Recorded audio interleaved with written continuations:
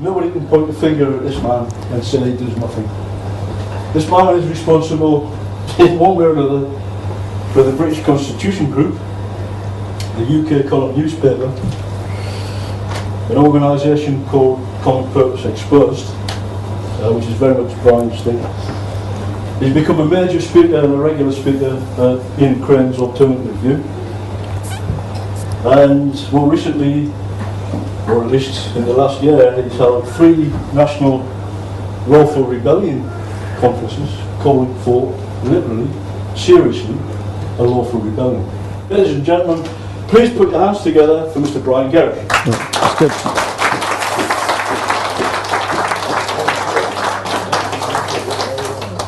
Okay, well, first of all, thank you, all of you, for coming along to listen to me. I want to thank Malcolm and Inquiring Minds for all their efforts, and the Royal Oak for hosting us tonight. But without these venues and the opportunity to speak, we don't get a message across. So thank you all very much for doing that. I'd like to also say thank you to Mike Robinson, who's standing over on my left. Mike gave up a life in the south of France to travel back to UK to work with myself and the team in Plymouth in order to help the paper go and grow, and also to fight for his country. And I think that took a lot of courage to give up sunshine in the south of France for Plymouth. But it just shows you that out there amongst us all are some brilliant people, and we need to find them. And this is what this evening is about, is can we get a message across, can we get a feel out for other people in the community who are worried about the state of the nation. Now there's somebody else in the audience I'd like to thank, who's Robert Francis, and I'm trying to remember how many years ago, but I'd started to discover some strange things going on in the country. I tried desperately to get some people to listen to what I knew without much success, and eventually I passed some paperwork out, and unbeknown to me that paperwork was given to Robert Francis, and he discussed it with a guy called Harry Beckoff. And then one Friday evening, I think it was, I got a phone call saying, "Are you Brian Gerrish?" And I said yes, and I was invited to go to Marlborough. And I was quite suspicious at that stage, because I'd been living an interesting life of threats and intimidation, and I wasn't too sure who the person speaking to me was, but he was very insistent that I should come and meet him and a friend. And when I drove to Marlborough a couple of days later, I met Robert Francis and Harry Beckoff, who I hope some of you have heard speak. And when I sat down with them and revealed what I knew, Harry Beckoff immediately said, "You've got a huge part of the jigsaw." So what I'm going to give you tonight is a little mixture of things that I know and have discovered. I've given talks on individual subjects. I've given talks on common purpose. Tonight, because I'm not quite sure where you all are, presumably some of you have heard some of the other talks that I've given, I'm trying to cover all of the ground and make it sensible for people who are going to see the videos. But I can only be here tonight because of the support that I've been given from people in the audience. Hi, John. So a big thank you from me. In about 3 years, I think it's roughly 3 years, I've now given over 110 talks at various venues, and we're getting responses from people across the world to what we're doing. So we know the message is going out, and what we need now is to find a way that more ordinary people are getting the message out themselves. We need to stop what is happening, and if we don't stop it, not only are we going to have a rotten life, but our children are not going to have any life. And I mean that as I'm saying it. They will not have any life. We've got the youngest member of the audience I've ever had at the back of the room, and I'm very grateful for that. So if it's not about ourselves, it's about our children and our grandchildren. Now I have a problem, because if I dress down, I can't possibly have ever been a naval officer. And if I dress up, then I must be a suit, not to be trusted. So tonight, because Malcolm beefed up the theme that I was in the Navy, and I did serve in the Navy for 21 years, I've gone for the full issue. So I've got a picture of one of my ships that I served in, HMS Sirius. This was back in about 1982-83, but I spent 21 years in the Navy. I left as a lieutenant commander. I was not a submariner, but my expertise was chasing, tracking, finding Russian submarines. And this is one of the ships that would have done it in the mid-1980s when we were still in the Cold War period. So a lot of my life was spent around there, working, eating, sleeping. You guys paid for it because I was paid out of taxpayers' money, and I had 21 brilliant years. But in the end, I started to see funny things happening. My last job was in command of an offshore protection vessel called HMS Orkney, and we patrolled particularly the North Sea and up the north, off the north coast of Scotland, looking after the fishing fleet, but also enforcing European fisheries policy. And I watched as our fishermen were treated as fifth-class citizens, and the European rules were applied in such a way that slowly but surely our fishing fleets were put out of business. And on one dark stormy night off the Firth of Forth, I stopped a Scottish fishing boat. He had broken the rules because his net mesh was too small, and the instructions that I had from the Ministry of Agriculture and Fisheries and Food was that his net was to be confiscated. And when I explained to the captain of the little fishing boat this was going to happen, he swore at me repeatedly and very strongly, and he said to me that basically I was destroying his livelihood. And what I absolutely hated was I knew that man was correct, and that was one of the triggers that made me decide to leave the Navy, because I knew that even inside the Royal Navy something nasty was at work. Now what I'm going to talk about tonight is much broader, but I've given you a bit about me, and I have no regrets. I've been threatened, my family's been threatened, I now regularly mix with other people that are threatened and intimidated by the state. I have people asking if I'm worried that I'm going to be topped, and I say to them, but surely this is Britain and it's a democracy, and they say to me, well, you're into some heavy stuff. I'm not bothered. I am really not bothered, because if I don't fight now, I know that my children have not got a decent life. And this is the message I'm trying to get across to you. We've got to wake up. We've got to wake up very quickly and do some things. But why have we got to wake up? We need an alternative government, because I'm going to try and prove to you tonight that the government we've got is not only rotten and immoral, but it's now starting programs which almost defy belief, because I firmly believe, I know that we are heading towards programs such as eugenics, the selection of individuals. We are starting to see programs come into schools where the government is teaching children that some people are better than others, and if they get a bit too weak or infirm, they're going to be allowed to go. That's what the assisted suicide program is about, and as one of the papers reported a couple of days ago, this is how the Nazi program started. So it's very serious. I sometimes hate talking about the subjects I'm talking about, because I'd much rather make you laugh. I hope I will at some stage. But I have a job to do, and the job's to tell you the truth. You can challenge me, you can run away and hide, but it won't do you any good.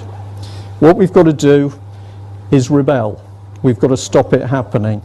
So we're going to go down into a hole, and then I'm going to bring you up the other side to say what can be done.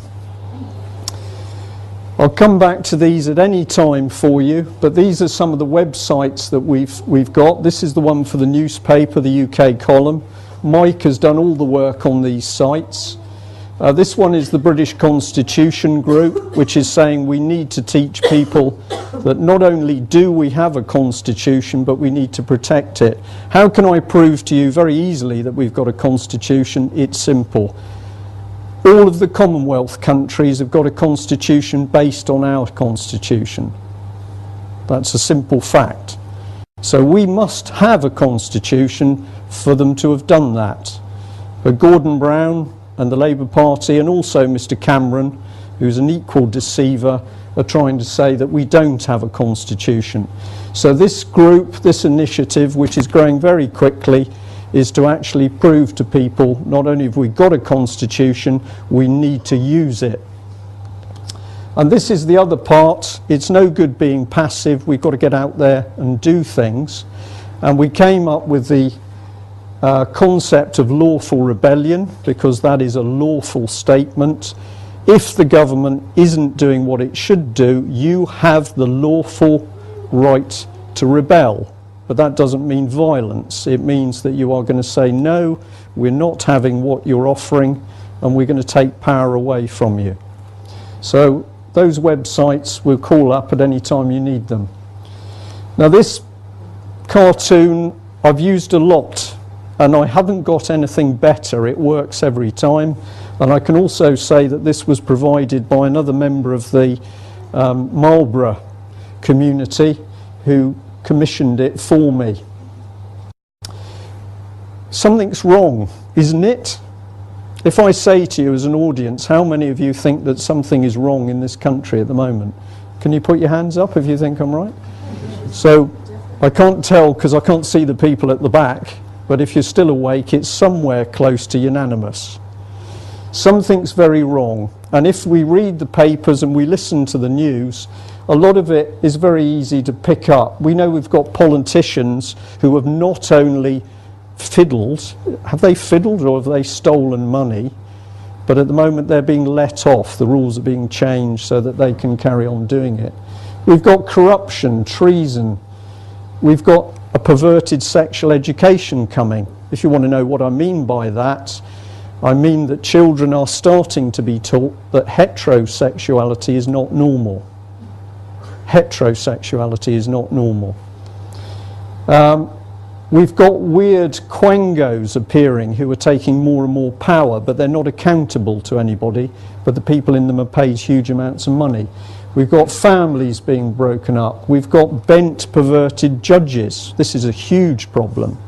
And on that subject, I'd like to recommend that you go and look at a website called The Flying Vet. I think that's .com, which is about a gentleman called Maurice Kirk, who until yesterday was incarcerated in Cardiff prison because he knew too much about the fraud and corruption in the police in South Wales.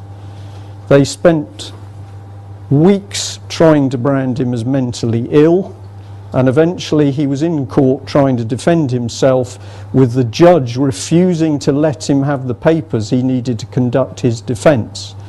Now I'm delighted to say that yesterday the jury found him not guilty on both counts, and after the trial the jury, most of them, went to a pub where they embraced Maurice and his family, and they said that they had never witnessed such a disgrace in a British court before.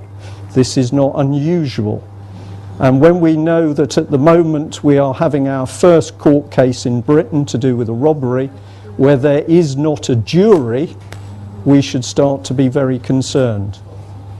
Could I just add to that, Brian? You may, Peter, but something I meant to say is I will take questions at the end, because I'm just going to try and move forward through as quickly as possible. Peter, I'll take it since you've started. Right. Well, I'm friendly with Frank Warren, who Yes. acted as a sort of legal assistant to Maurice Kirk. Yes. And I've spoken to Frank each day as the cases progressed. About a week ago, they deprived him of his medication. Correct. Yeah. And he's not been allowed his medication for the last week of his trial. which is just unbelievable. Well, I've heard this before. I have a friend who also spent some time in prison as the result of government corruption, and he was denied heart medication. And I believe that one of the tricks that the prisons use is when you go into prison, the prison budget is responsible for providing the medication. So if they want to save money, the prisoners don't get the medication. You can check that. I'm going to take questions at the end, Margaret. Sorry. Okay, now we are living all of this chaos at the moment. If you listen to what comes up on the news, on the radio or the TV or what's in the paper, it's becoming obvious that the country is starting to break down. Things don't work, people are confused, there's constant change and disruption. Now what I'm going to do is take you above this cloud to say what is actually going on at the top, because this is not accidental. It isn't that we, the British, even with the influx of new people living in the country, it isn't that as a nation we've suddenly become stupid or incompetent or thick or lacking in common sense. What is actually being done is that we are being subjected to an actual process of breaking down our community and society. The evidence, a lot of it, is in the papers. So basically, we've got this one as an example where David Cameron is busy spouting that he can do things. He is going to look at how many people are coming into the country. If anybody's worried that I'm racist, I go and give the same talks to other groups of people, including Muslim people. And those people themselves recognise that there is a problem to do with how many people are coming into the country at the moment. But this article is saying to David Cameron, you are not in control, Brussels is. And that is absolutely factually correct. And you are simply watching Cameron, as we call him, a cabbage patch doll, being dangled around by other people. David doesn't like me very much, and we have been told by sources reasonably close to David Cameron, I better use the word allegedly, that allegedly when he gets into power he's going to legislate to stop people like me talking about what I'm talking about. Well done, David.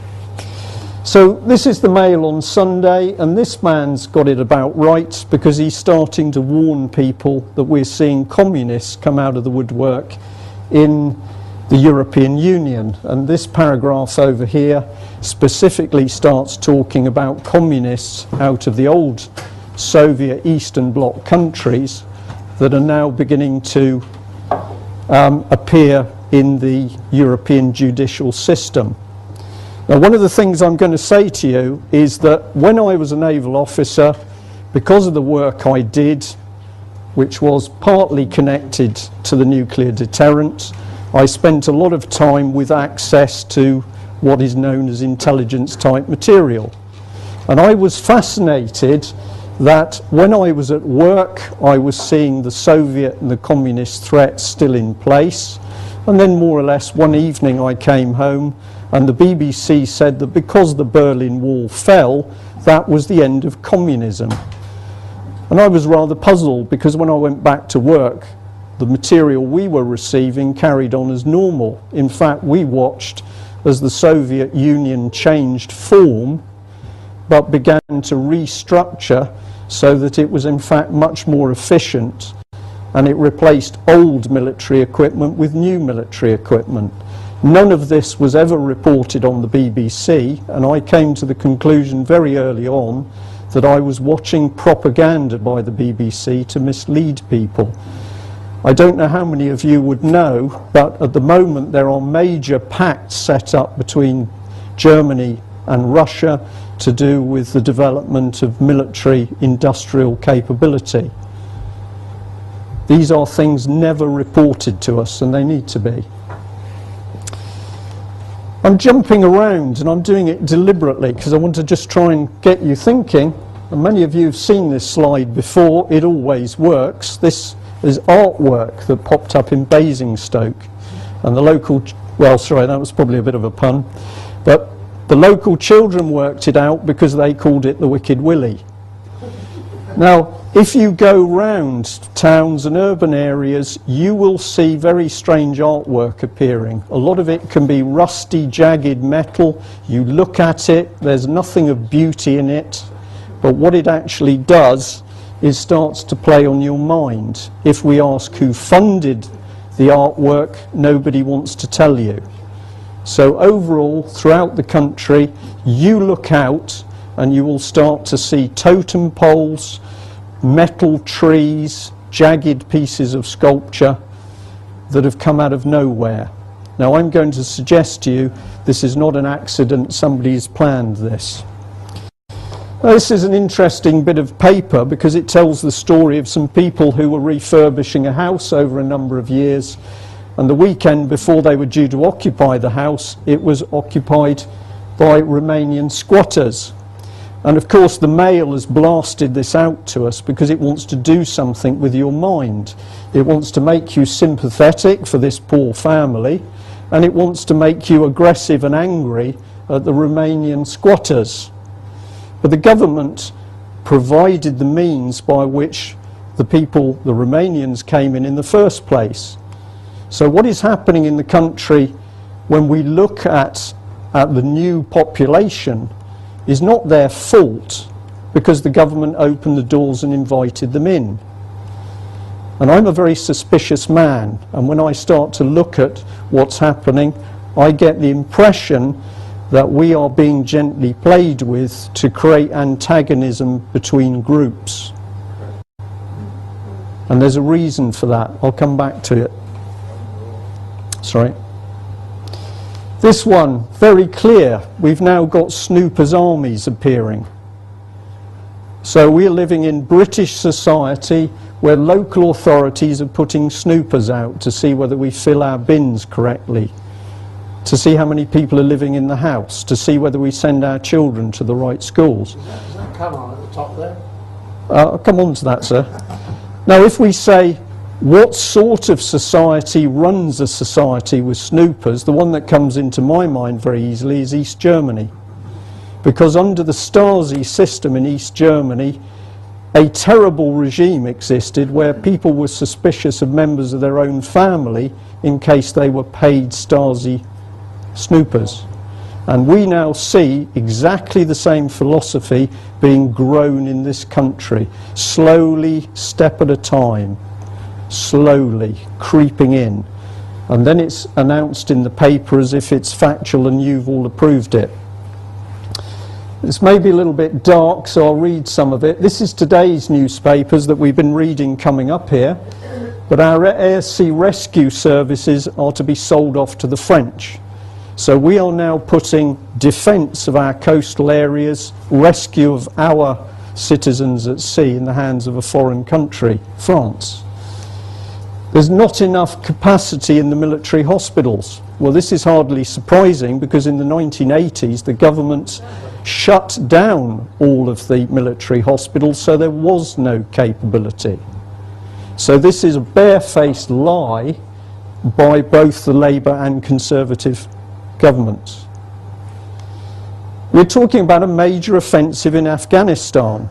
Now, I haven't got time to talk about Afghanistan, but I will tell you that I have no doubt that there is not a proper enemy in Afghanistan. There are people prepared to kill our troops, but if anybody tells me it's to do with Al-Qaeda and international terrorism, I regard it as complete poppycock. It is nonsense. The war has been created, and the war is about protecting poppy production. Isn't it an amazing coincidence that this offensive has been designed to occur just at the time we're heading for an election? Labour's secret plot to engineer a multicultural UK. It is in the papers. If you get today's paper, you can read the stories where the truth is coming out that the Labour Party made a conscious decision. It was going to re-engineer a new society. We weren't asked, we weren't consulted, but they had a plan for a new society. Those of you who've heard previous talks by me on the subject of common purpose will have heard me saying that common purpose is all about re-engineering society. But again, they don't want most people to know what's being done. Children to spy on bad neighbours and they'll get cash rewards. What's that doing? Well, it's making people fearful, but it means that you're not even going to trust children. And this is a very, very cynical psychological technique where we're beginning to break up families. Yeah? Absolutely, 1984. But I'm sure the men in the audience will know that now if you're a male and you go somewhere, you take your children to the swimming pool, you cannot take photographs of your own children without fear of being labelled a pervert. So what's been done is trust between people has been turned on its head, almost 180 degrees. The port of Dover is to be sold to the French. Well, that's very nice of Gordon Brown. Isn't that a decision to be made in Parliament? We knew some time ago that armed police, foreign police, French police, were on British soil in the port of Dover. It was never really reported in the press, but this is a very, very dangerous precedent. We have enough problems with our own police at the moment. There are a lot of good ones, and I can see Albert's come in the back door. Thank you, sir. But what is happening? Children of 5 to get school questionnaires. How many of you knew this? Oh, I'm surprised. They're going to get questionnaires to fill in, and based on what a 5-year-old fills in, the results are going to be scrutinised by social services, who have already said they will intervene if they perceive there's a problem. The same system is being used in the States on older children, 12, 13, 14, and based on their answers, the government can prescribe them with drugs. If the parents complain or fight, the parents are imprisoned. Check it yourself on the internet. This is what is starting to come in to British schools, and I can tell you we were shocked to discover last week that a company called Cunningham's, if I remember that name correctly, has already installed fingerprinting systems in 600 southwest schools. Now, if you are the person thinking, well, why would they want to do that? They'd never do anything wrong. I'm going to say, I'm not so trustworthy. Because when I look at the people in control in this country, and it doesn't matter whether you're talking lords or politicians or people in senior civil service positions, we are finding they're less than trustworthy. But we're now fingerprinting children. And bird flu, we've got a massive stockpile of unused vaccines, but we're now pushing for people and children to be vaccinated. If anybody dares raise their hand about the dangers of these vaccines, then they're quickly dismissed as an idiot or a campaigner. But we are seeing things in the papers saying that something is not right. So the evidence is there. What I'm trying to do for you is put it together, that it's not random, it's not chaotic, we're actually being attacked. Come on, machine. Again, the papers are beginning to pick it up. Or is this propaganda designed to wear you down? It's a bit of both. But we're talking about slow death by the state.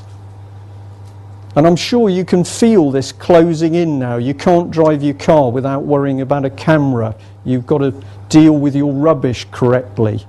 You can't say the wrong thing. It's closing in all the time.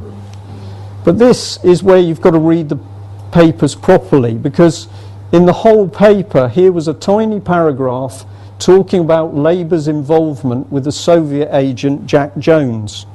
Now, there was a big article in one paper a few weeks ago pointing out that Jack Jones was intimately connected with the Soviet regime.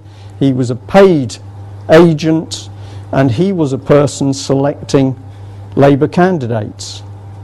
The evidence is there when we dig it up. If you say to me, but all the communists went away and disappeared and became nice people, no, they didn't. So something's going on in the background, and if we read the papers properly, we can see it. Now, this is something that's cropped up all over the place. Nasty things with children. And when we started the newspaper, I did not have any idea of what calls we would get and what people would say. They told us fantastic stories about what was happening with children. And when we investigated, we found that they were telling the truth. So here's the papers talking about social service Stasi. I can tell you that social services can turn up on your doorstep and take your children away, and you cannot do anything about it. If you think you would fight or hit them or complain or get a solicitor or get a policeman, I can tell you it will do nothing, because at the moment the social services have been given the power of the Stasi, including secret courts. Judges condemn foul play on adoptions. Well, this is pretty ironic, because it's the judges who are facilitating the foul play by covering up in court. And this is the dangerous stuff. Here's Rachel. She's not bright enough to have children. Do you know which step that's taken you to? The next step is Rachel's not bright enough to live. Let's get rid of Rachel. Let's get rid of the disabled people. Where was that policy? Germany. Where did the psychology come from? Tavistock Institute, in my view. Social workers ban a young woman from her own wedding, whether she's bright enough to get married. The state can tell you whether you can fall in love and get married. This is disgusting. This is Britain. And we need to really wake up and understand how close to the knife edge we are. I'm an optimist. I've seen some tremendous things over the last 6 months where people are waking up, but we need to get out and really tell people that they've got to wake up very quickly. Now, this is a story which I hope you'll have a look at in the UK column and on the internet. It's about a young girl, well, she's now a lady, Down syndrome, but for a period of her life she was raped repeatedly by a paedophile gang, which included judges and sheriffs and social workers and her carers, men and women, and they included their children as well. A crime was definitely committed because the evidence is there, and this lady's brother died under violent circumstances when he discovered what was going on. But to date, the police, Grampian police, have failed to undertake a proper investigation, although the lady has been paid £8,500 criminal injuries damages. Well, how can they pay her damages if there was no crime? Well, of course there was a crime, but the crime was covered up because the crime involves people at the highest levels of the state. If you go onto the UK column website, you can click on and watch a man called Robert Green giving you the full picture about what happened to this girl and how it was covered up. And if you say to yourself, I can't watch something like that, you need to, because if we don't confront evil, we're not going to sort it out.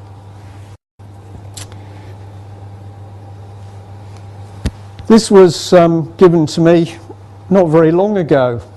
It's basically a piece of text written by a young girl the night before she was taken away by social services. I'm not going into care, I'm not going into care, I'm not going into care. Dear God, please stop those nasty social workers taking me away. And she then wrote out the Lord's Prayer, and the next morning she was taken away with her sister.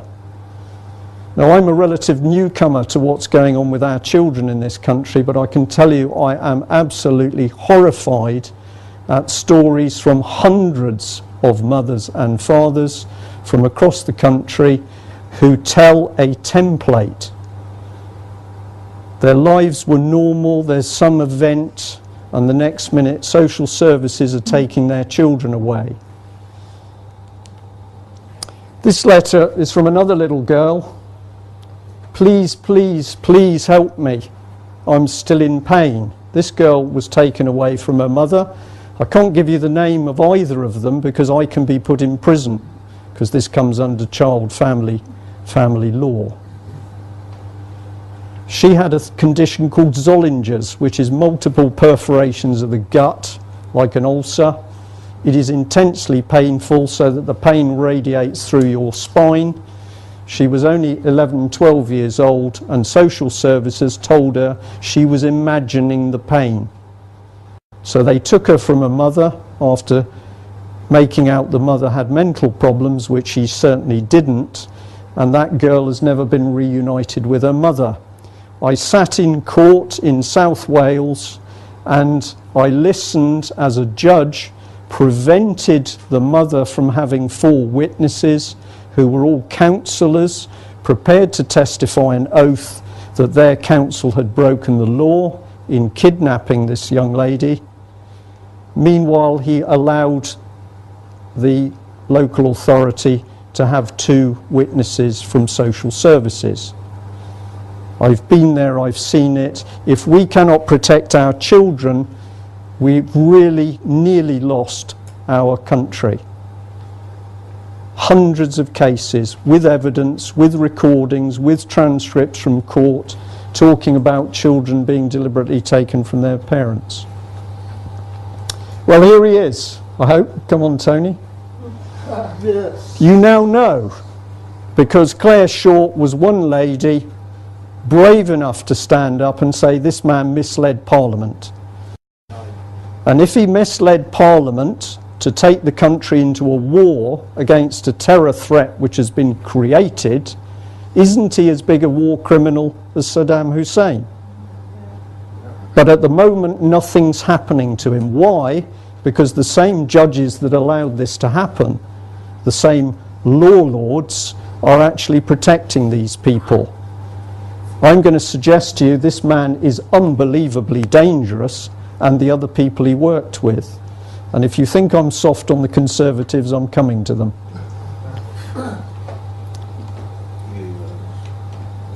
Come on, here we are. There's probably going to jump another one. Sorry, come back. Well, here he is. Here's another one of them. The papers are talking about this man lying in producing the case for taking the country to war. But he's not in prison at the moment. We've got people in prison for failing to pay £500 of whatever it is, local tax. But this man's still outside. Why? Because the country is nearly broken down completely. This is what it's really about. Do you know why they only tell you the people who've died in Afghanistan? Because that's the low number. Every time somebody's killed, on average on a battlefield, 5 to 6 people are severely wounded. But they never tell you the casualties of the wounded, because these are the types of people. We are dealing with a government, a parliament of absolute liars. These young men are supposed to be crippled, because that keeps your mind on Afghanistan and not what's actually happening in the country. Well, there he is. I believe we're very close to home for Mr. Cameron. This is a publicity stunt to make Mr. Cameron look like a rough and tough Royal Marine. Have you seen the posters with him looking rugged? Mao Zedong, Lenin. But this man is a puppet. We've described him as a Cabbage Patch doll because he looks like a Cabbage Patch doll. And if you follow his policy, he is following all of the Labour policy. And why? Because the same bodies are advising him. Demos being a key one, the Young Foundation. If you do your research, you will find this man is not forming policy. It's being given to him by the people I am about to expose. World government. David Icke's talking about it. There are other speakers warning that something is being created we haven't given our permission for. And I'm going to link the two because the common purpose is world government. We have documents which will be released onto these video talks where the government at one stage was saying, what's the best route, the United Nations or the Commonwealth? Did you vote for a world government? Did you have a referendum? If you don't know what the Trilateral Commission is, you need to know. But what's happening is we're being formed into 3 power blocks. And this one is the one that's causing us the problem. Europe as a power bloc is to contain Africa and the Soviet Union. That is a fact and it's provable. Well, here they are. Both of them liars. And look at their language. You've shared your story, you've shared with me your stories, the stories people have shared with me. A politics of common purpose, our common purpose. This isn't accidental. These people are sharing the same ideological view, the same political agenda. There's something quite creepy about this at the moment. But we're not seeing anything about America, although in America the Tea Parties, if you've heard of that, is the American equivalent of lawful rebellion. But they started first. Now this is a nice bunch of men. Do you recognise any? This one is not Obama. This is Hitler. But the point of this is that it only took a handful of people to take control of Germany and form the Nazi Party with all that followed. It wasn't thousands of the people making the decisions at the top. It was a little nasty band. And those people, that mentality has not gone away. Here's Mr. Balls. He's in charge of our children at the moment, families and schools. And he's a member of the Bilderberg Group. Here's a letter where he's admitting it. And the Bilderberg Group was formed shortly after the Second World War. Prince Bernhard of the Netherlands was the first chairman, and he was a Nazi. This organisation doesn't keep minutes that it makes available to the public, but every year they're meeting and making decisions which affect this country and the world. And he even told Porky Pies, because he charged his allowances for travelling there to the state, even though the Bilderbergers say all our people attend as private individuals. So somebody's lying. Is this the man you want in charge of your children? Because he is at the moment. So here we've got something interesting. The Communist Manifesto, the abolition of private property. Do you realise that all of the council housing is now being pushed across into the hands of private companies? It's happening in every city across UK, usually with propaganda and lies so that people don't understand what the housing trust is. The abolition of the family, well, that's well underway. That's why social services are stealing children, pitting husband against wife, partners, the sex war. When was there ever a sex war? That's a nice little term to get us uptight. Women, can they stay in love when they earn more than the man? That's the propaganda.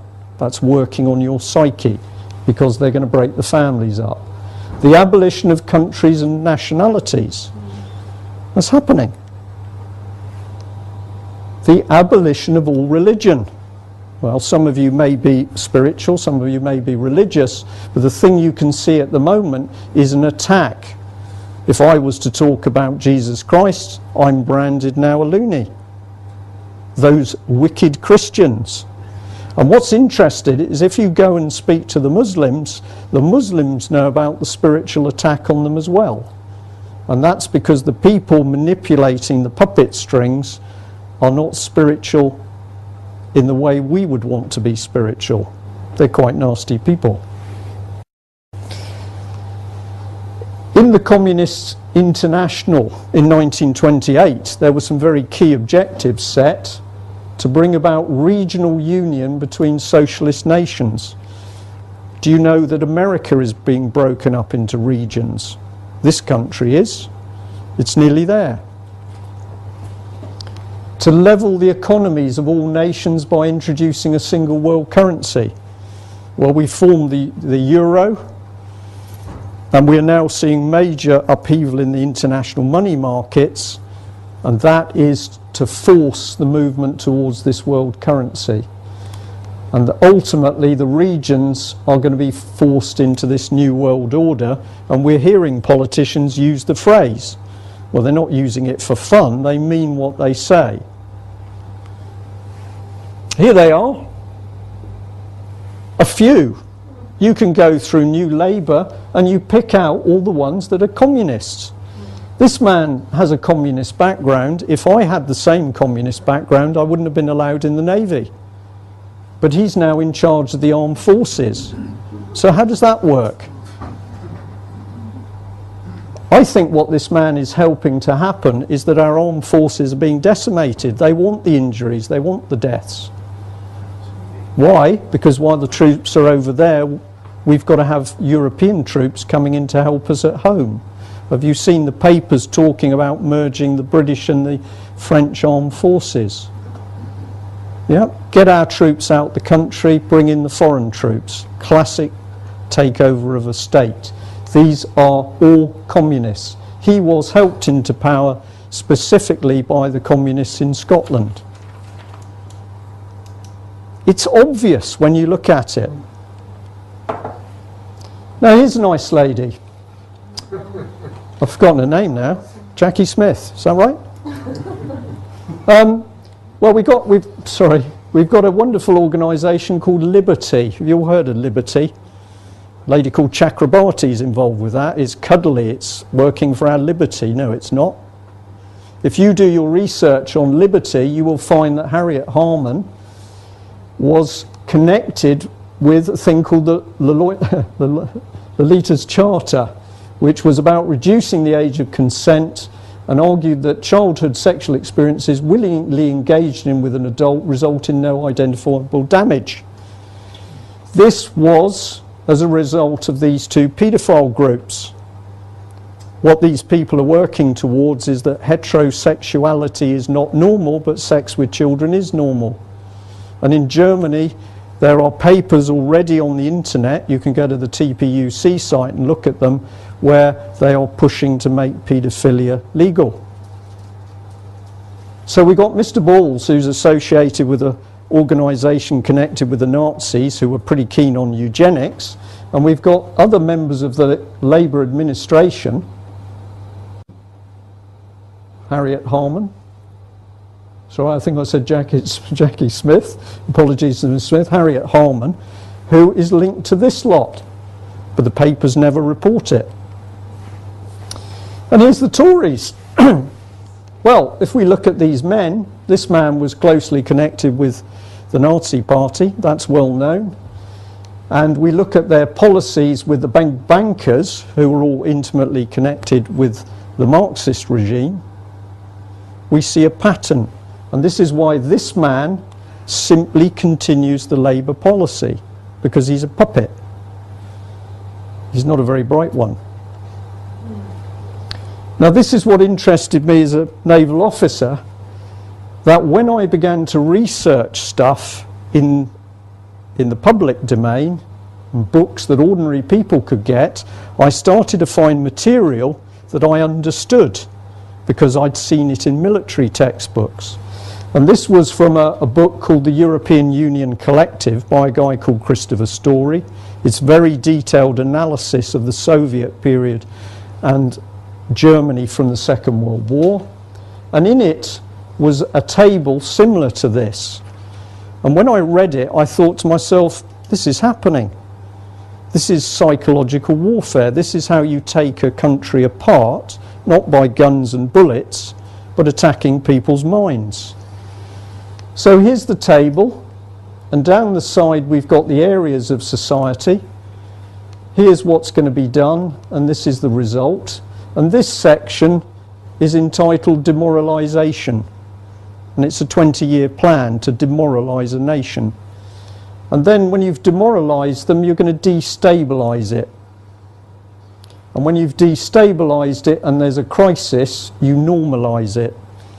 Can anybody tell me what normalisation is? It's easy, you're normal when you're a communist. That's what it means. So family and society, we're going to break it up so that there's no loyalty.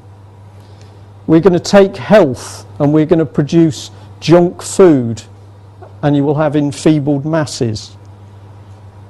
This isn't a game, because I read the same material in military books. They start with guns and bullets and gas, nuclear weapons, and then they talk about psychological warfare. You're living it, I'm living it. This was basically a more detailed plan. This is the one that actually came out of the book. And I'm going to tell you we are close to this phase at the bottom, where society is now being destabilised. And what they want, above all else, is for us to be fighting, particularly with the Muslims. Because when there's violence on the streets, they can enact the full range of the counter-terrorism legislation. I am probably regarded as a domestic terrorist because I'm criticising the government.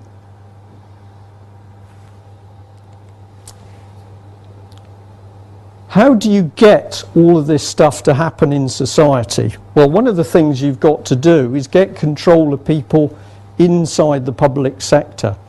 Now, I'm not going to talk about this organisation tonight. That's the website, cpexposed.com. But if you go onto my website, you can read what an organisation called Common Purpose is doing. It's a charity, it's political, and that can't be. And what it is doing is training people to be future leaders. Wherever we find common purpose, we're finding corruption, and now we're starting to find something else. We're starting to find paedophiles. Common Purpose has written me a very unpleasant couple of solicitors' letters recently because they don't like what I say. But 3 years ago I warned on camera that within Common Purpose there were paedophiles, and now we've been proved correct because they're coming to the surface. So you can go on this site and check for yourselves. It's a bit dark. The red dots are the Common Purpose cells spread across the country, and they are injecting a political agenda which is not one you voted for. Read it for yourself on the sites and have a look at some of the other films. Am I telling the truth about world government? Well, this is a document straight out of Westminster, and it's the all-party parliamentary group for world governance. That's a real document. So did you vote for that? Is your MP involved with the parliamentary group promoting one world government? Have they told you? Is it in the papers? No. You've had to come to the Royal Oak to find out the truth. It's phenomenal. Now, the good thing is people are beginning to wake up. And the lawful rebellion was an idea which really came from a number of people having seen what's happening in America. Large groups of people, hundreds of thousands in some cases in the States, smaller groups in other parts of the states, individual communities, are now challenging the senators as to what is going on in America. And if you read the paper about a week ago, 2 weeks ago, you'll have seen that a senator in New England, I think it was actually lost his seat or her seat to be replaced by one of the Tea Party people. So it is making an impact in America, and this was the idea of a logo which could show that people in this country were doing things, because most people are getting disheartened that they see the chaos but they can't fight it. Now, this is from a map which is on the British Constitution Group website, and each of the blue dots is basically a cell of people that are now saying we've had enough. They contain people from parties. So this isn't about a party. We're not going to become a political party. These are people who are saying we are going to form a group like this one, where we invite people in from all backgrounds and specialisations, but they know that they want to do something to change what's happening. and it's spreading quite quickly.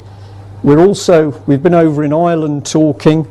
There's some brilliant people in Dublin and down in Cork, and we know that the same thing is going to happen there very shortly. At the end of this month, we're doing talks in Kirkcaldy, which is Gordon the Brown's back door, and my goodness, they don't like him up there. Glasgow and Aberdeen, and that's where the abuse of Holly Gregg took place. So we are getting out on the road to rebel, but it's done peacefully. This is the British Constitution Group. If you go on that, you can sign up to become a first point of contact. We don't want you to stop doing what you're doing in your group. We are working to network people. If you're in a group, you do what you think. We don't want to know your contacts, but we want to bring people together so that we've got a movement. This is the early lawful rebellion site, and what we're saying to people is, look, if you've got a group, you can be interested in global warming, because it's been pretty cold recently. You could be unhappy with the vaccines, because they're dangerous. You carry on what your initiative is, but if you will adopt the lawful rebellion logo, other people can see that there's a movement started. And what this government is terrified of, and what Mr. Cameron is terrified of, and Mr. Clegg, is that ordinary people wake up in sufficient numbers to say no. We're not having it, we're not doing it, we're not paying it. And that's the movement that this signifies. Now, we've had some good responses to this, because people overseas have said to us, brilliant, we can simply take the American flag and have the dove on it. And if anybody's a little bit more advanced and is thinking, well, the dove is a symbol for ISIS and that's all part of the bad guys, we decided we were going to keep it simple. Most people regard the dove, particularly without the twig, as a symbol of peace. So we've done two things. We've reclaimed our national flag.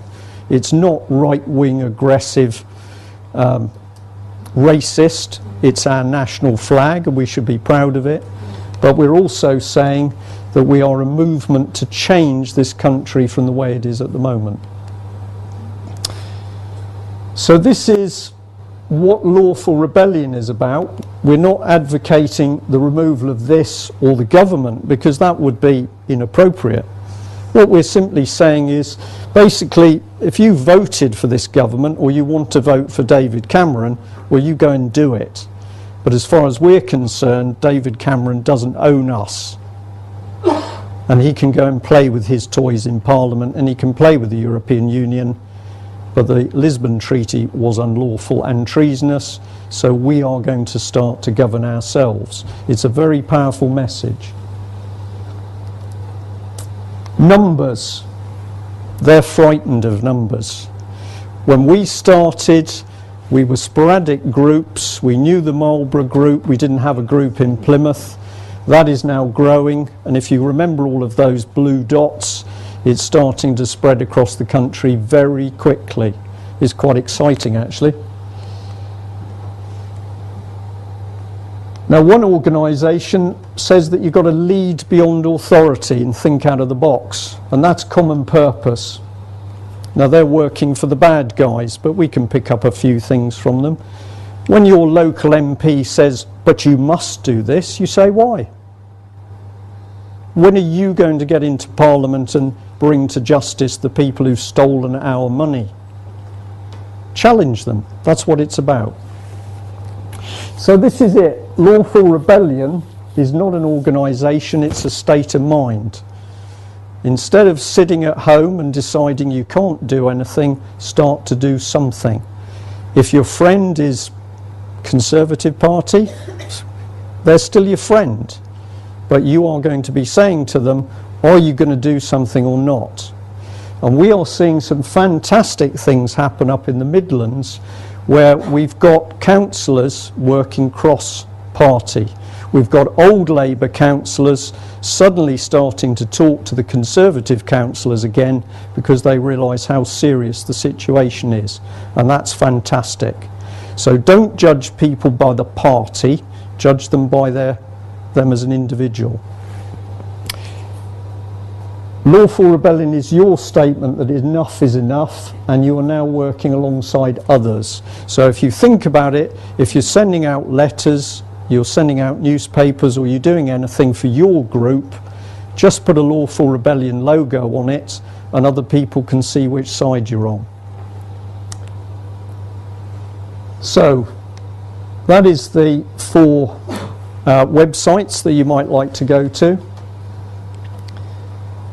And this is our current newspaper, and we decided we were going to go for it. So if you read this article, we've based it around a gentleman called Gerard Batten, and the UKIP people in the audience will know that I've been highly critical of the lack of action by the leadership of UKIP, but on the basis of credit where it's due, Gerard Batten has been exposing these communists and Marxists appearing in the European Union, and since we can already identify them in Westminster, we've pushed out this information and we've got a very good response to it. So I've gone very quickly. I'm going to finish there. Anything you want to challenge me on? Do I really mean that this country is being taken over by a Marxist ideology? I do. I can tell you that military people are getting very nervous at the situation, and I can tell you a lot of ex-special forces people are now talking in terms of what is necessary to defend the country. And I wouldn't joke about these things. Do I enjoy doing what I'm doing?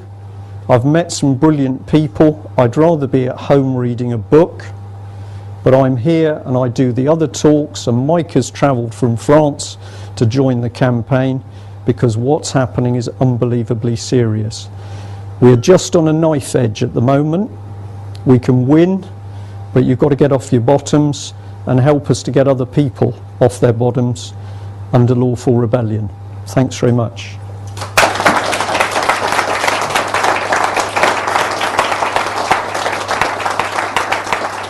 All I wanted to do is just say a few things to sort of try and package bits.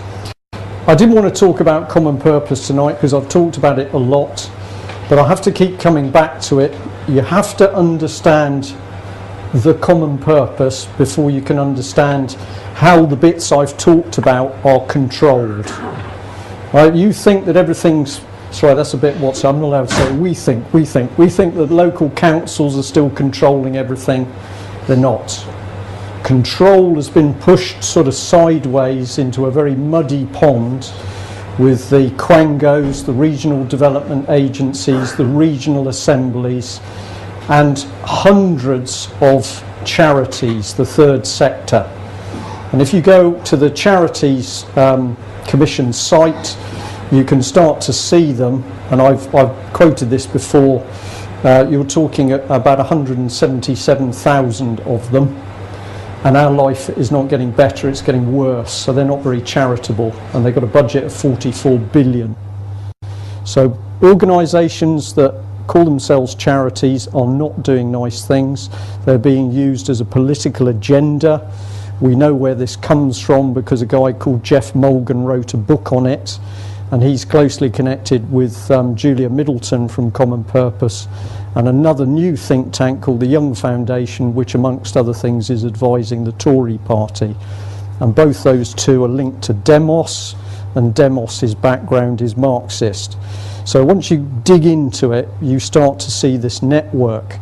And you have to see the network before you understand how the control works.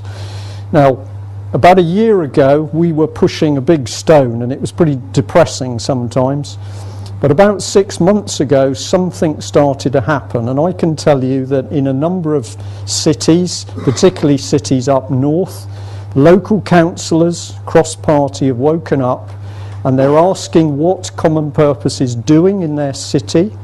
And some of them have used some pretty right language to say, we want this organisation out of our city, because they realise that it's being used to control people in the public sector, in finances, in policy, so that they control the agenda in the city and not the elected councillors.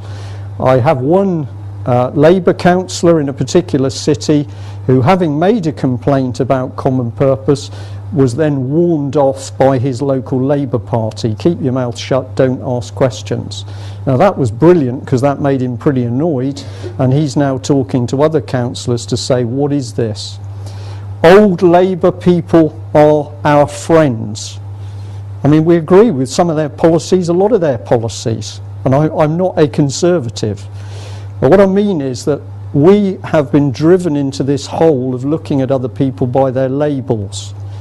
And I can tell you that old Labour people are looking at new Labour very, very carefully because they realise that they've been conned. And I think the same thing is going on in the Conservative Party. And I had an email, lost track of my days, yesterday, Monday, I had an email from a group up in London who've asked me if I'll go and speak to them. And their objective is to regain old Conservative values. So we are really starting to see some interesting things happen. I'm asked, do I talk to the BNP? And I say yes, of course, because every time I can get into a BNP audience, I can point out this business that if we end up with violence in this country, we lose. And I can also say in about probably 6 BNP audiences that I've talked to, I have learnt as well, because the majority of the people I've met, the overwhelming majority, were just like you, but they have got to the point where they cannot stand what is happening, and they've chosen the BNP as a route for doing things. I go and talk to Muslim people. We've now got Sikhs coming to see us and asking whether we'll do talks. So we will talk to any group. I don't want to talk to David Cameron because I don't trust him, and I wouldn't talk to Gordon Brown or Tony Blair. But any reasonable people I will talk to. And this is what we've got to get through, is the labels. Because the labels are cultural Marxism, and that controls the way you think. So we've got to get back to looking at somebody, are they a decent moral person? A lot of people are frightened about being listened to, and last year or the year before in Devon and Cornwall police area, they had intercepted 53,000 telephone calls and emails. I hope many of those were mine. We shouldn't be frightened of talking, all right? The way the systems work, automatic voice recognition, it can tell me, it can tell you by your voice, and they will pick up on keywords. And the machines start running, and they can monitor millions of calls per hour. But once you've monitored millions of calls per hour and you're left with hundreds of thousands of selected calls, they've got to go through a screening process, and the screening process is done by people.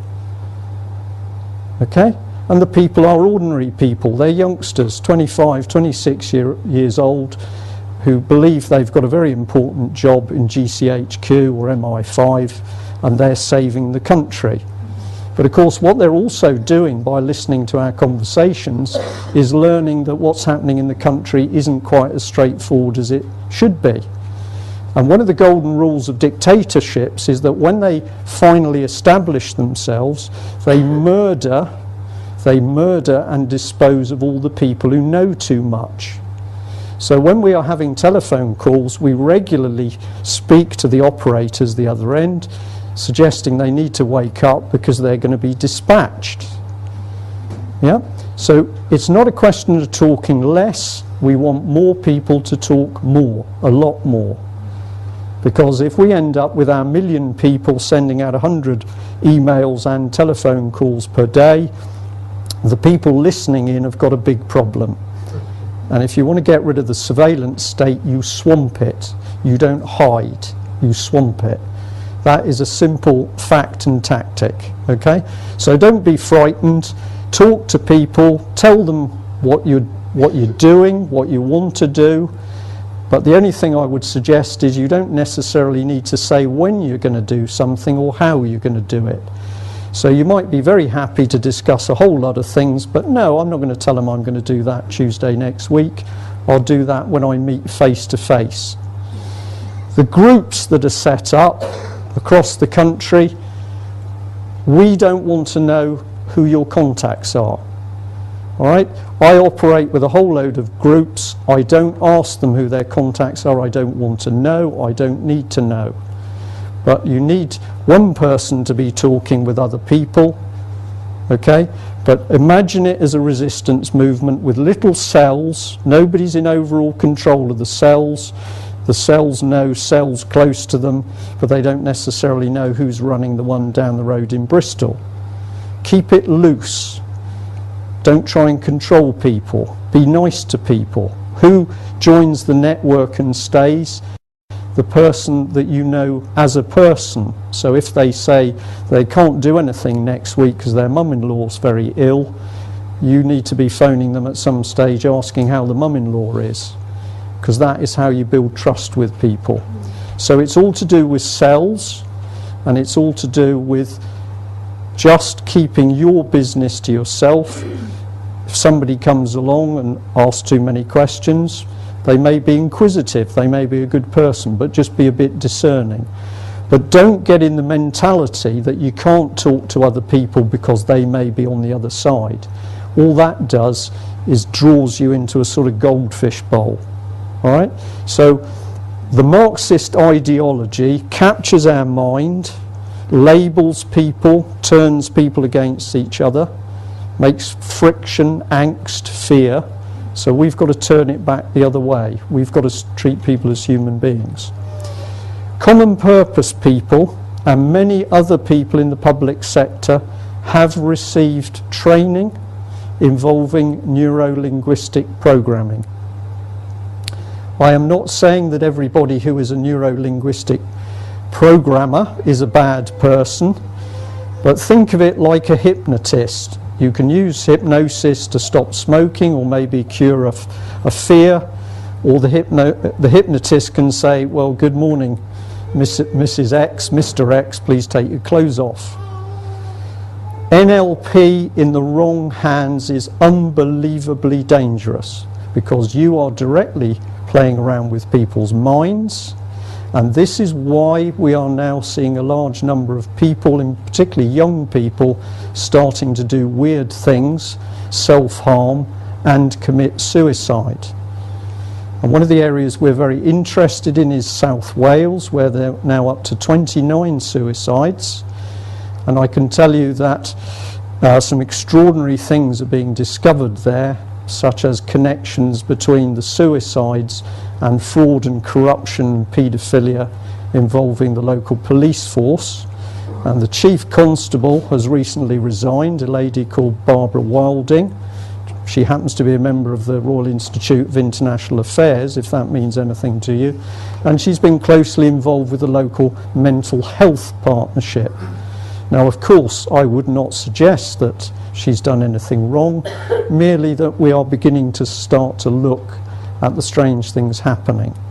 But if you want to get into the next stage of understanding why you're seeing weird things, why does a policeman say, I can't possibly get on a bike for a photo shoot, which appeared in the papers? Why did a policeman stop a man who was blowing his nose while parked at red lights? He did it because in his mind he believed it was the right thing to do. And the reason he believed it was the right thing to do is because he's been trained to think that way using neuro-linguistics, which is subliminal messaging. Can I prove it? Yes, because I've shown documents in all of the talks on common purpose where I have shown and named trainers for the police using neuro-linguistics. They are now starting to use it in schools, normally under the title of creative visualization. Anybody who allows themselves to be hypnotized or undergo neuro-linguistics runs the risk of an adverse mental effect. A low proportion, 1 or 2, 3%, but if we are now starting to use NLP on hundreds of thousands of young people, you can expect to see the suicide rate increase, which is what you're seeing. I can't tell you any more about this tonight, you've got to dig it out for yourself, but we are seeing people act abnormally because they're being put through courses. David Cameron, since we're on his doorstep, was quoted in the press as saying that he believed that the Tory party needed to take on board psychometric testing. And the reason he's interested in psychometric testing is he can then screen out the people he needs to join the political ideology. If you think I'm joking, I'm not. I'm absolutely not. The people they're looking for are people who are narcissistic. And they particularly want people who have narcissistic personalities to the extent it is a disorder. NPD. And this is why when you start to look at senior politicians, you look at Mandelson, Miliband, Blair, Brown, Cameron, Osborne, to name a few, they appear to be the same type of people. They're very pleased and proud with themselves to the extent they can't even seem to understand why we're upset about expenses. They don't understand how we feel because they're not actually in their right frame of mind. Now, this stuff is real and it's out there on a huge scale, and they're pumping it through the system by networking. Go on the internet, put in neuro-linguistic programming, NLP, and you will come up with hundreds of consultancies, many of whom are working directly for the government. Okay? So I don't want to scare you, because your mind runs riot with this stuff, and it's the invasion of the body snatchers. But there are a lot of people out there who are no longer thinking in a normal, rational way. Okay? They are victims. So we don't need to be nasty to them.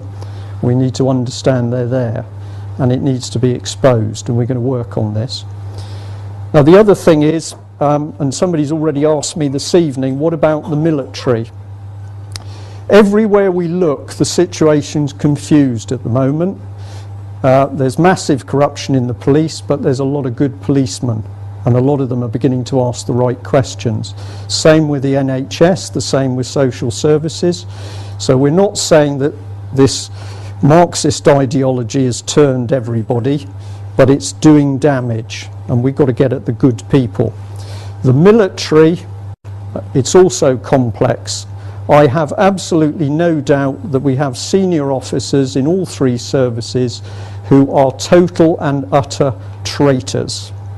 And we are going to work to expose the worst of them, because they are working for the government's political programme. They are not interested in the defence of this country. I can tell you that a lot of ex-Special Forces people are at the point where they believe appropriate action should be taken, whatever that means. And I can tell you that more and more of the military are realising that Afghanistan is deliberately being used to kill and maim British troops, so that the army is so weakened we have to call on a joint programme with the Europeans. If we allow any of the European armies in this country, we have lost. That is an absolute military fact. And Albert, who I think is still here, is deeply concerned because we're now discovering that people who are not even British are being brought in to be police. And I suggest that when we are faced on the street with two Lithuanian-based officers, their values are not necessarily going to be the same as your local friendly Bobby. So all these factors are there. The good news. In the last few months, we have seen an unbelievable change in people. So the activist groups are forgetting the petty squabbles. We still have a few punch-ups. But if we talk to John Harris, or we talk to what Albert's doing, or we talk what the British Constitution Group's doing, or you listen to what the main major speakers, Ian Crane is another one, they've all got a big chunk of the truth. We may not have it exactly right, but we're now seeing people join together. They have worked to isolate everybody, to make you fearful, confused, mistrustful, antagonistic, and we've got to bring people back together. If you're religious, the churches are shot, absolutely shot. And when I gave a talk in Dublin, somebody asked me very early on, are you a Protestant? And I said, yes, I suppose I am, but I'll qualify it. I've come to the conclusion that the head of the Church of England is a Satanist. And there was a gasp from the audience, and I said, so that entitles me to say I'm highly suspicious of the Vatican. There are ways of dealing with people, and what we are seeing is if you get back to treating people as good, honest individuals until they prove otherwise, you can work with them. So we are seeing this network grow. We know that the cabinet is very frightened at the moment. That's why Blair's paying £600,000 to be protected 24 hours a day. Cameron is so worried about what's happening, and he doesn't like being called a Cabbage Patch doll, but he does look like one. He's so worried, he's telling his team apparently that they're going to legislate against us. And all we've done is got out there and told the truth. So if we can get our 1 million people in the next few months, we're not going to march on Parliament, don't need to. We are simply, in our own ways, going to refuse to cooperate. And I think we're going to see some amazing things happen this year. Amazing. My prediction is, and you can quote me on this year is the tipping point. Okay? It's not next year, it's this year. We either get this thing going this year and life gets better, or our children are going to regret it. And I haven't come all this way for my children to regret it, okay? So you guys are the important people, not me, but you've got to get out there, talk to your friends, talk about what you've heard, what you know, what you believe, and it will happen. Okay? Do a bit of praying as well, because that's important. Okay, thanks. Now, questions. Will we just... Remember the basic rules. You feel free to just sit or stand where you are and ask the question, but more than likely it will be muffled and it will have to be edited. Come on, be brave and come up to the front. Brave and come and stand here, be on camera, be on the microphone, and have your say. Can I ask you a question? Yes. I've come here this evening just to listen to you. I've been on the website and you've looked at the various papers and so on. I'm quite concerned because I, like you, don't agree that things are going well in this country. But unlike you, and I've listened to all the different things that you've taken sections of. In particular, I took great offence to your comments about social services, right, having worked in both these organisations and had training in NLP to work with people who are mentally ill, but not in the way you've described. Absolutely. Statements about social workers taking people out without any backup is absolutely unacceptable. And all it does is actually feeds into, if you read all these things, I'm saddened because there's a feeling of paranoia that comes in there, not from me, but from the things that are listed there. I'm surprised Energy feels positive about anything when they see those statements. I'm not happy with what's happening in the government. I totally agree with you. I think we need to change things. But sadly, the sort of Daily Mail I couldn't see because I have context in of where you've got those articles, the things about the schools and bringing paedophiles in. I'm sorry, I can't buy that. There are paedophiles everywhere. Appalling though it is, they are everywhere. Everywhere. Life, and they have been there. Sorry, they're everywhere. They're everywhere because they are. They are there. They're not acceptable. Okay. I don't like them, So if they're everywhere, does that include social services? Yes, of course. Thank you. Thank you. Health service. They'll be in every Thank you. Because human nature, sadly, has people who are like that. Right, and you believe that's acceptable? Of course I don't. Okay, so what are we going to do about it? Well, we're trying through various laws to deal with people. Well, we're not. I mean, that's a huge debate, which I can't get into this evening, because I'm not trying and working with them or dealing. You are involved with social services. Now I'm involved. Okay, you were. Yeah. And I said very clearly just now that we're not saying that everybody who's a police officer or everybody in the public sector or everybody in social services is bad. I didn't... You've added that in the after of it. No, no, it's on record because I deliberately said it because it's a very important thing. When you have had a stream of mothers coming to you with their story of how their children were taken away. And initially you're very suspicious because some of them are deeply traumatized. And then mothers come to you and they come with ring files of documents. And what those documents show is false reports, perjury in court, manipulation of the court transcripts, deliberate lies by the police. When you see the documentation, you suddenly start to realise that something very sinister is going on.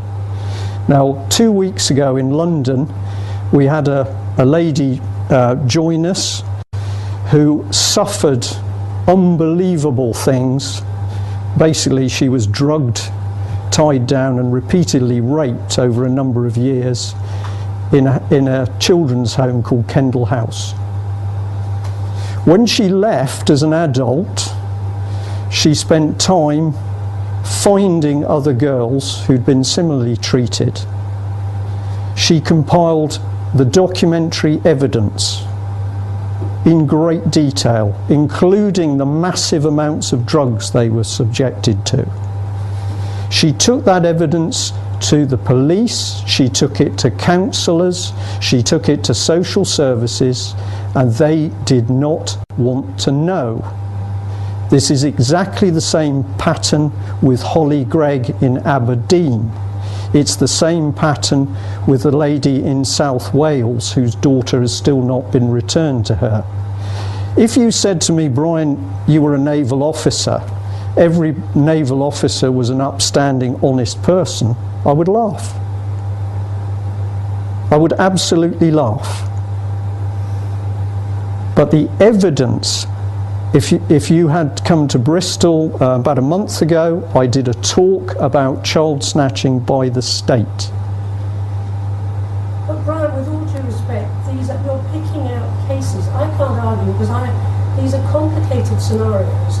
They're not complicated at all. Into that. No, but we know that the cases of taking right. children away, there are children who are not Yes. removed who die. Yes. Under appalling conditions. Yes. And once again, Yep. everybody condemns the system because Yep. they die. Yes. And when they're taken away, there are occasions when one could question whether Not occasions. We are seeing large. isolated cases. No, we're not talking isolated. We are absolutely not talking isolated cases. I'm not prepared to accept that they're not isolated cases. They are cases. On where- what is your evidence? I'm going to stick with this. I'm not getting into that. You can have that view. No, I haven't got a view. I am presenting evidence. Just a moment, if I may. Continue with the view. I am not presenting a view. I am not so foolish that I stand up on stage and am recorded saying the things I say without knowing that everything I'm talking about I can prove.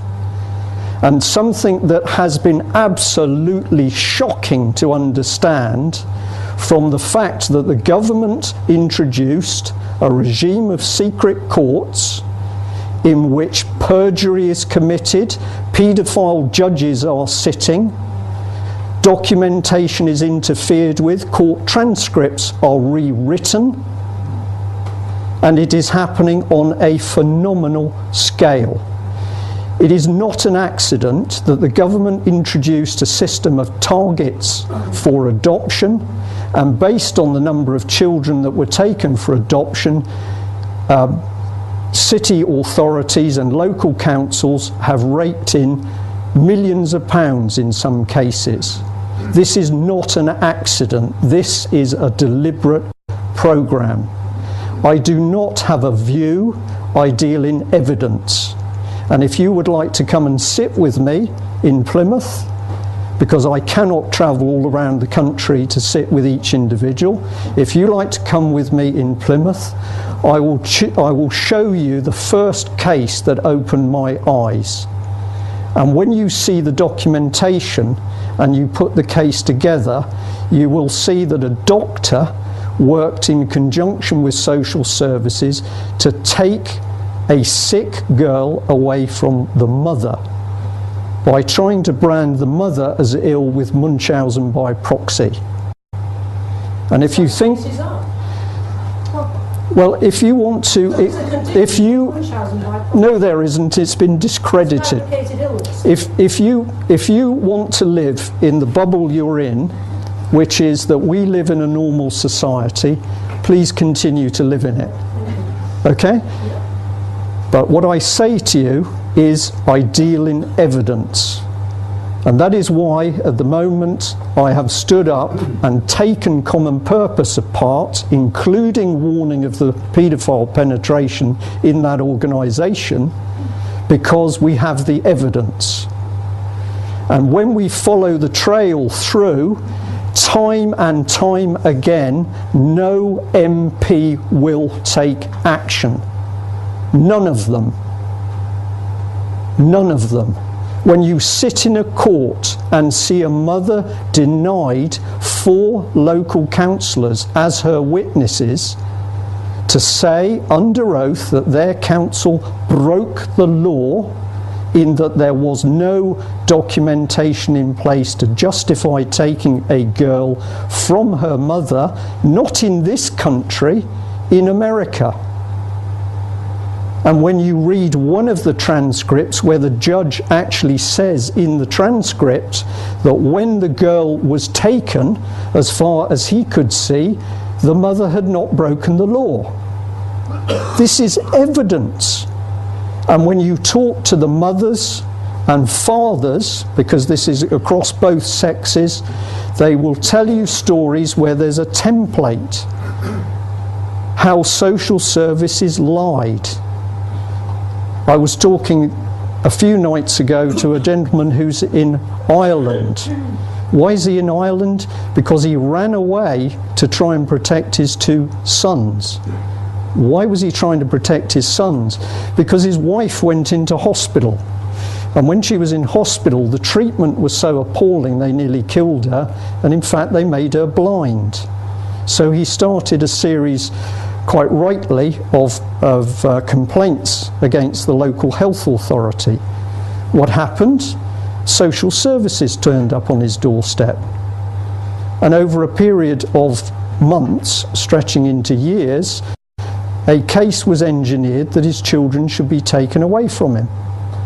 He eventually ran away with his wife to Ireland, and those children have been taken away from him. I get a call from a lady near Cork. So she's Irish, and she tells a similar story of children being taken away. And she said, Brian, I'm there and I'm with the social services people and they're just lying. Ladies in Cornwall, ladies in Glasgow, ladies in Newcastle. And there is a pattern. And the pattern is that children are being deliberately taken away from their families. Now, one of the things that I learnt in the Navy, something I've never forgotten, is a little film watching a goat die from nerve agent. That's a fun occupation for a morning. And what it taught me is there are people out there who are unbelievably evil. They are so evil that you and I can't comprehend because we can't even think like it. But because we can't think like it doesn't mean these people don't exist. After one of the talks, 2 policemen came up to me. This was in Heathrow. Sorry, 1 policeman and his colleague who was not a policeman. And he said, Brian, I want to tell you something. He said, you mentioned children. He said, a few months ago, I spent several months with a group of colleagues investigating child trafficking, child prostitution, paedophilia in London. It was obvious to us that there were a number of very high-level gangs. We finished the investigation, we produced a brilliant report, we put the mechanism by which this lot could be dismantled. It was given to our superior officer. 3 weeks later, we were told to drop the case. Are you familiar with Operation Ore? Operation Ore was a big paedophile investigation following the release of about 4,500 names by the American police of paedophiles operating in this country. An investigation started. It began to identify people up the social ladder. A few of the little minions went to court. It began to look at people who were MPs, editors of major newspapers, lords, judges, and then all of a sudden Mr. Blair shut the whole inquiry down. That's fact. Why would he do that? Why would he do that? Well, I know why he did it. Because he's got something to hide for himself or his colleagues. I could give you, and in fact on the end of March at AV4 I am going to be talking about confronting evil, which is what we are talking about, and it's very difficult because you don't want to hear some of the subjects that I get told and have to talk about. Do you remember Jersey? And they said, oh, well, there's no problem because we've only found a few milk teeth. Do you remember that? Yes. What they didn't tell you is that they enjoy knocking the children's teeth out so they don't hurt the men when they're sucking them. Oh.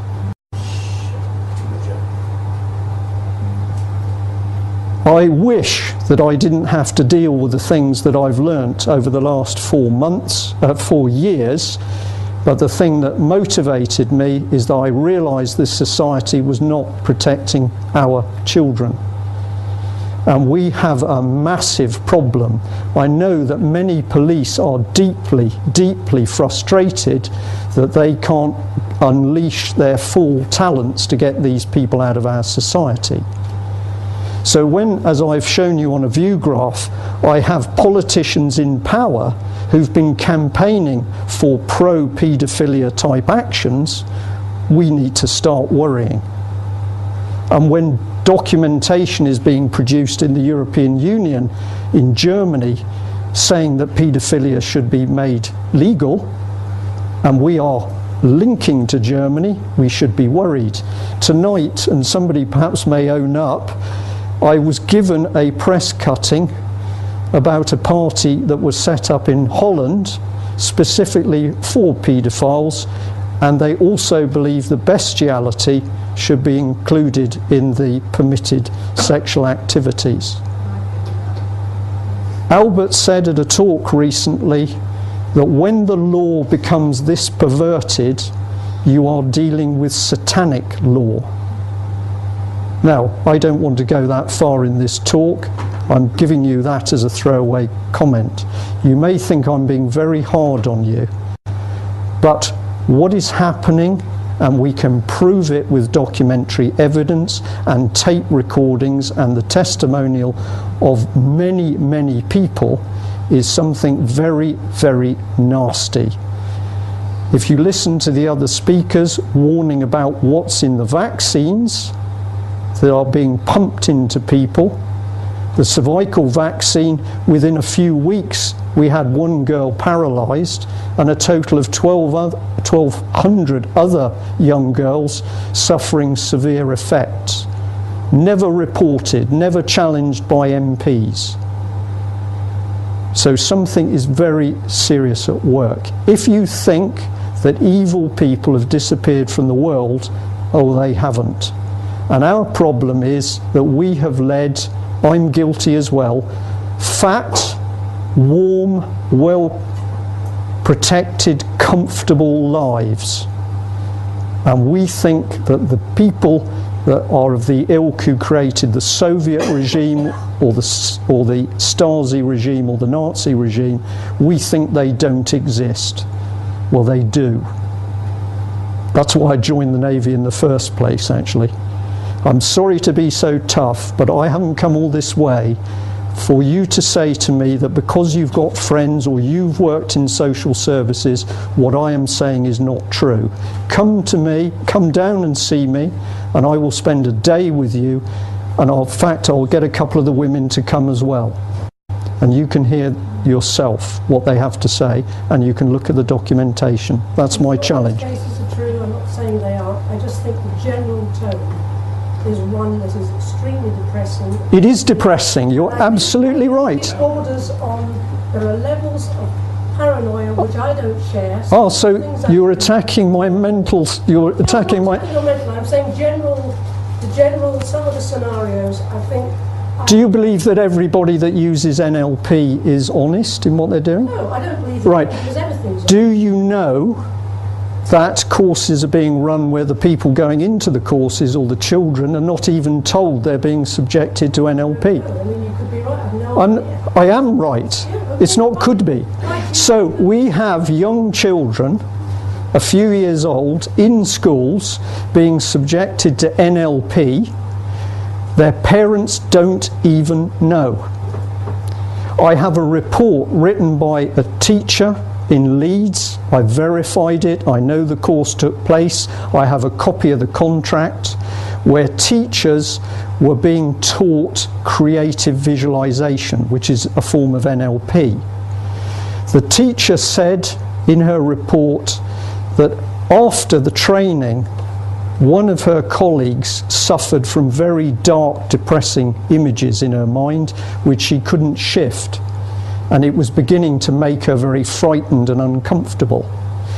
The teacher also said she was very uncomfortable with the fact that they were told when they give the children the creative visualization training, they had to count down from 5 to 1 to bring the children back into reality.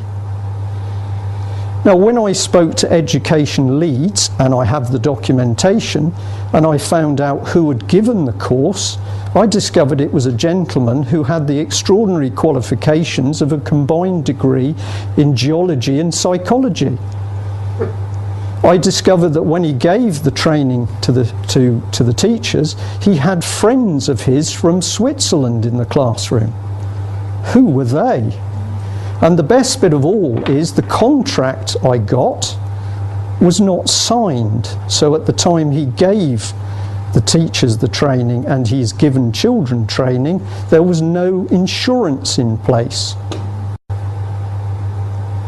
When you look at South Wales, and 29 people have died through suicide in a very small geographic area, there is a reason for it. And when you get into the suicides, I'm sorry to go down this very dark hole, when you get into the suicides you find something odd is going on, because there is a recognised preference of suicide. Girls like to take pills and slit their wrists. Men and young men quite often prefer to hang themselves. But in South Wales something extraordinary has been happening because all this is reversed. Now, aside from South Wales Police failing to investigate the suicides effectively, another authority started to investigate. And this is when some rather nasty things under the surface started to materialise. I am not the only person bringing this message. It is very serious, and if you go away from here, you are probably going to say, he can't be right. And I'm going to say to you, I am right.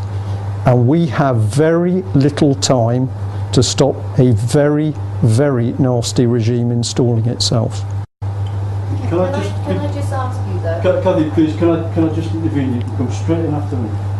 Can I just broaden this out a little bit for everyone's benefit and point out the fact that I've got a wad of postcards here, which on one side says, "Hope, don't drop it," because on the other side it says, "Psychopaths rule our world."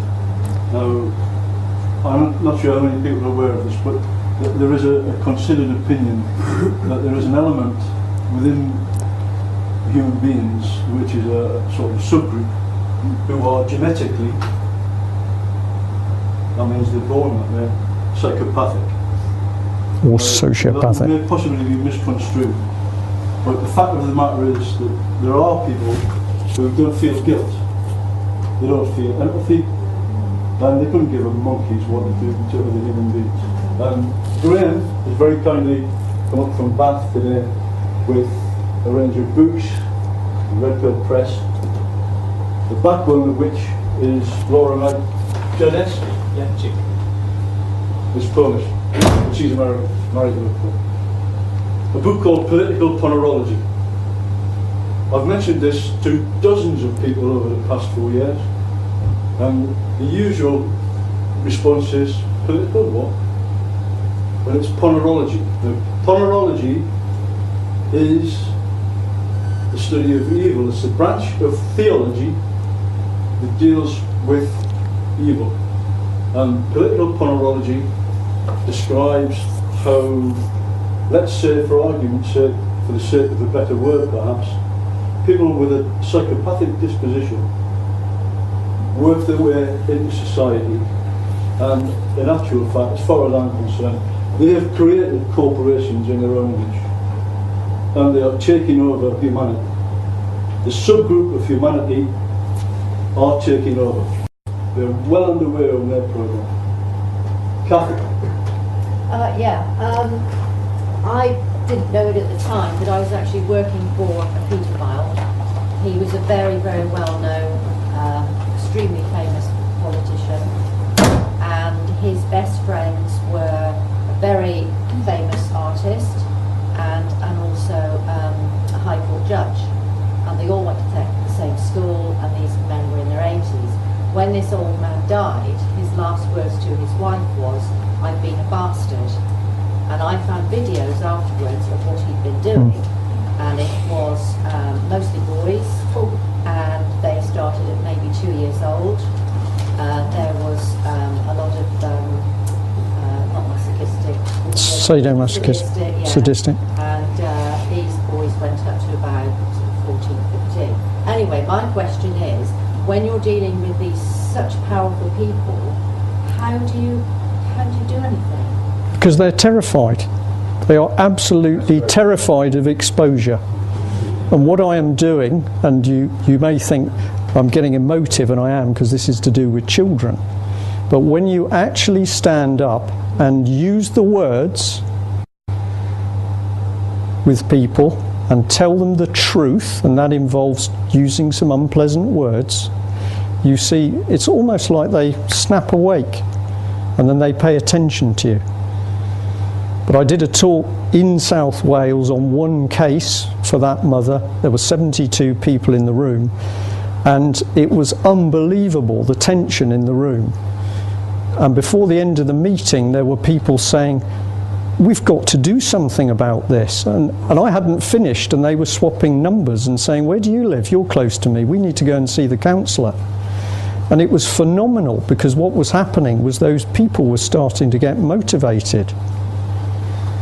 So I have gone into one specific very dark area, but if you want to know how bad the people are we have in power, we're not dealing with people corrupted by power, wealth, homosexual or lesbian, whatever they want to be, fine. We're not just at that level, we're dealing with people who like abusing children. And I will say, not what I can prove at the moment, but what I believe. I believe that these people have formed groups that are so powerful, they are using our public system to feed their habit. And I've got police officers who communicate with me who also believe that. And I can tell you that some of the other people motivated in this subject are retired police officers and some special forces people who operate groups digging information. The corruption in Westminster is virtually absolute, and the few good people have not got the guts to stand up. Why has it happened? Because if you discredit our Parliament with these horrible things, people turn against it. And then you say quite calmly, well, we don't really need Westminster because we've got Brussels. Well, thank you. Yeah? So these are very dark, heavy subjects. And on one hand, I apologise for giving them to you. But we are adults. And there are no wars without people getting blown up and killed, or children or innocent people getting hurt. Mr. Blair thinks there is, but there's no such thing. And we have got to get to grips with things. I've given some talks in churches, and that's extraordinary, because a lot of churchy type people, they don't want to know anything about love and light. They don't want to hear about the wicked stuff. And that is why the churches are crumbling, because they have also been subverted. Most of the people coming on to a lighter subject who are spiritually aware operate from home in small groups. They will not go near the established churches. Yeah. Brian, when you said that the whole of Westminster is corrupt, etc., you were saying that in the context of observations about paedophilia and stuff. Were you actually saying that you suspect that paedophilia is rampant in the power I think it is, or just that it's corrupt? I think that there is sufficient paedophilia in Westminster to form a core of major corruption, because that is the ultimate hold you have over somebody. You can be homosexual these days, nobody's bothered. Perhaps that's quite right. But you cannot be an abuser of children. It is not acceptable. So as you see the tone of morality drop, so you have to use something worse and worse in order to control and infect people. Now, a police officer said to me, and this is the interesting thing, I don't go finding these people, they come to me with information. His words were, Brian, if you want to find the paedophiles in Westminster, you should start by looking at the Tory party. Now, maybe that policeman was completely off his rocker. Maybe he was having a joke. But I'm going to say, I don't think so. And if anybody's aware of a magazine called Scallywag that was printed in the early 90s, they will find some very detailed analysis of very unpleasant things going on amongst people in the political realms. Now, if I may, I'm going to stop talking on that subject, because that is the worst scenario. The rampant use of NLP without people's permission with a political agenda is very dangerous, but the fact that we are not recognising what's being done to us is the most dangerous. So all we need to do is say we are seeing it, and then we can do something about it. Could I just say, I wonder whether, if it is as widespread as you projected, and certainly there's vast amounts of evidence, I wonder if there's not some force or phenomenon who making it their job to introduce paedophilia into influential circles with a view to compromising people who might be useful to their cause later on. Well, if I go back to the Soviet doctrine, and the reason that when I joined the Navy and when other people joined the military, depending on what classification of material you were going to have access to, you had a total background check, your family were checked, your drinking habits, had you been unfaithful to your wife, were you a closet homosexual, all of these things were checked. And the reason why was because you could be blackmailed. Now, if you talk about putting people under pressure now, how do you do it? So somebody's, well, let me think of a member of Parliament who's used rent boys. Oh, just up there. Well, whoever it is, I'm not going to say on camera, but we know we have MPs who are now at the stage of using rent boys or advertising for partners in their underwear on websites. That is the level at which our Parliament has got to. Now, if that is the base level, and you are a particularly evil person, how do you put pressure on them?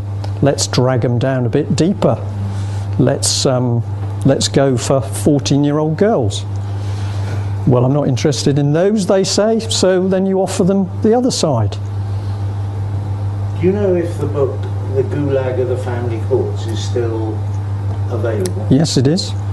That lady might find it very interesting trying to get hold of a copy of that book, because if you want detailed analysis, factual backup, that book is unbeatable.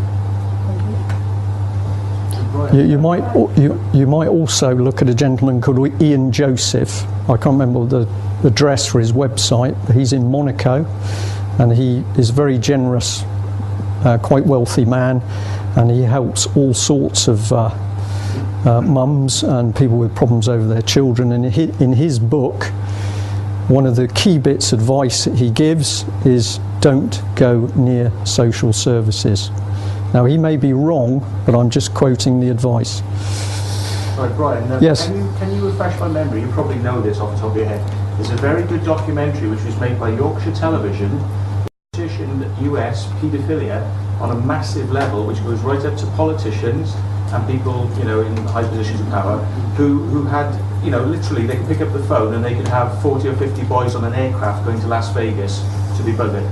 And this was regular business.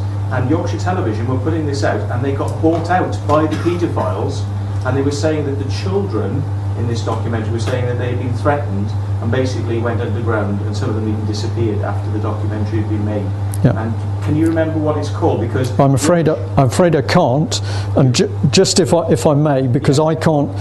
I have heard what you're talking about, but I can't substantiate that right. part of it. Okay. Yeah. It's available on YouTube because it got leaked. Okay. They thought it was destroyed, but somebody in Yorkshire Television pulled a copy out before they destroyed it. Right. And it's there, and it's full Yorkshire Television, and Yorkshire Television said yes, we did make this, but we did stop. Right. What I can tell you is that in this case, the Holly Gregg case, that the BBC was going to do a documentary to expose what happened to this girl, and the team who were going to make the documentary were warned off by senior people in the BBC. Not only that they would not go near that case, but they would not be reporting on any other paedophile cases in Scotland. And that's a fact, and we hold the information on it. Sir. Are you saying that this paedophilia problem is fundamental to what's wrong with the country? Or it's symptom. One small aspect of our problem? Well, safety of our children, I would suggest, is a very, very important issue, but it's a facet which is prevalent enough that we need to really pay attention to what's going on. Yeah. What sort of scale are you trying to say it's at? I mean, are you saying that 20% of MPs are? I can't possibly say, but I can say to you with certainty that one of the things the police want to do at the moment is actually have a centralised unit to tackle paedophilia, because they're finding that their actions within a police area are not able to keep up with the UK-wide gangs. So the police at the moment, and if you've got police friends you can go and check it out, are actually really trying to ramp up their ability to deal with these gangs. And of course, one of the things that's causing problems is we now have so many people coming into the country who are unidentified that they can disappear very easily, and particularly young people. Brian, yeah. Did you want to change subject? Yes, please. Well, Has anyone got a question on a different subject? This lady here. Can I just endorse what you've been saying? Wait. We're finished with paedophilia for the time being. We'll get back to it after midnight. Your question, please. Yeah, you know, you were talking earlier about the regionalisation and the splitting up. Yes. I'm just interested to know, in Northern Ireland at the moment, there's like devolution of Parliament. Is that a good thing? I personally don't believe it is, but I think Mike perhaps might like to comment since he's from... You don't? Okay.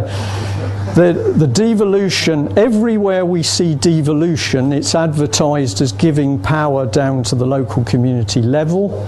If you actually look at the mechanisms by which that devolved power works, it deals in terms of what are called stakeholder groups. And if you look at a stakeholder group, it consists of a group of people who have been appointed as representatives of varying organisations. So a stakeholder group might have a member from the local primary healthcare trust, somebody from the local police, somebody from the local university, a charity, very often Common Purpose is used for that. And so you'll have a cluster of people and they will make the decisions, and when you see the reports and the minutes written up afterwards, they claim their democracy from the fact that they were representative of the community. But they are stakeholders, they are not elected, you can't remove them, you can't track what they're doing. So what I see, and this is actually one of the things, short of the fishing industry, that I began to get interested in, is that you see the government talking about getting power down to the communities, but when you see the form that power is implemented in, it actually does the opposite. It removes accountability. And we now have local councillors popping up all over the country who are realising that their power is being stripped away. And about 2 months ago, 2 councillors in Plymouth who have recently resigned from the Labour Party because they can't stand the corrupt bullying, etc., going on in it, were prepared to tell me that they'd been on a course run by the local government association, and on that course one of them was told specifically that in the not too distant future there will only be appointed positions, and democratically elected local councillors will cease to exist. And he told that to me face to face. So I believe that the devolving of power is a smokescreen. What you are actually doing is building, you are building centralised control to the lowest level. And we know for a fact that we're now seeing parish councils drawn into this system, so that approaches are being made to parish councils by universities very often, saying that they're going to train them in how to deal with the new structures of government and the stakeholder system. And what it's actually doing is sucking power away from the parish councils. And I was a parish councillor at one stage.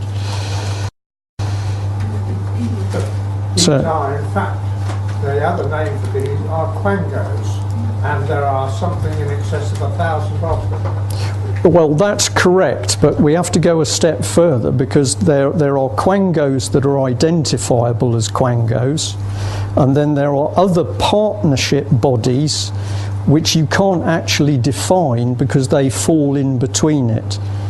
Yeah. If you go onto the internet, start to look, where's a good city for you to look at? Swindon. Put in the word Swindon and partnership or partnerships, and you will start to see these little clusters of groups. And if you go and dig into them and you say, well, who are these people? Where did they come from? How did they get appointed? You won't find any track. But what they do get is government money. And this is one of the ways that all of the European money's been used. If I take Cornwall, in Objective 1 funding, 320 million was pumped into Cornwall about 10 years ago. And if you say to somebody, okay, where's the accounts? How was it spent? They can't tell you. 51 million of single regeneration budget was pumped into a company created by Plymouth City Council. And no councillor, and I couldn't get at it, ever saw the accounts of where that money was spent. Now, once a year, you're entitled to go into a council as a member of the public and ask to see the accounts. We did it. And we never saw the accounts for that money. And the reason is it's broken into little pockets, and then that is filtered out to these little quango organisations so that people feed. And in Devonport, where my real story starts, because that's where the threats and intimidation started, £25 million disappeared into an area of the city. Nobody ever saw a full set of accounts. But amongst other things, the money was spent on, £5,000 went on paying for somebody's private wedding reception. When a member of the public alerted Alison Seebeck MP to what was happening, I've just said that on camera, the gentleman received a phone call where it was suggested this was not very helpful, that he should be inquiring about what was happening. Why would anybody do that? Right? So the system you're up against, we are up against, is massive. It's not talking about subverting a community. It's talking about attacking the whole fabric and structures of a society. If you go and read some of the papers of a gentleman called Gramsci, who was an Italian fascist, but that of course is based on Marxism, he wrote a couple of beautiful papers about how you destroy society, Western society, by merging the public and the corporate sectors, attacking the institutions, undermining the politicians, and this leads to the collapse of the society. And I say to you, as an ex-naval officer trained in warfare, you are living it. You are living it. The Quanga system, from what you've just described, looks to be a very useful way of rewarding placemen or dummies to do your dirty work for you. Absolutely, because corruption is the best method by which you destroy morality and you control people. That's why I have a very experienced gentleman who's up in the Sheffield area, and he exposed what was happening with massive amounts of money, and his reward for alerting the then chief executive of Sheffield City Council was to be threatened, bullied and intimidated to a horrific extent which cost him his marriage. In our newsagents, I saw a copy of the Western Mail, Yep. and there was a big headline, the chief executive of the Royal Mint is given a bonus of £1 million or something of that nature. So that intrigued me. I bought it, and his remuneration was effectively doubled by that bonus. Yep. Now it just so happens that the Royal Mint have been churning out currency with Britannia left off the coinage. I just wonder if that is a reward for the work that chap is doing, removing the British identity of our coinage. I don't know, but I think it'd be something worth investigating because I think it smells. We've got a question. Sorry, back to Simon. We've got a lady here with a question. But first of all, I've got a very, very quick one for you. On the same subject, how many of you are aware that the post office has a banking service? Everybody knows the post office has a banking service. Do you know who it really is? Do you know who you're dealing with? JP Morgan. Check it out, it's true. Your question? Obviously I agree with what you're saying. You don't have to, it's not compulsory, you can... I do.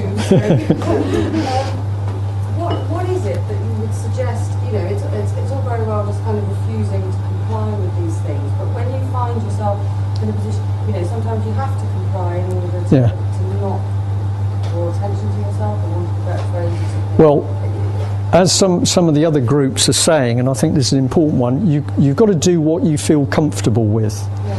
Now, there are people out there who really don't give a what's it, and they're prepared to get banged up in prison.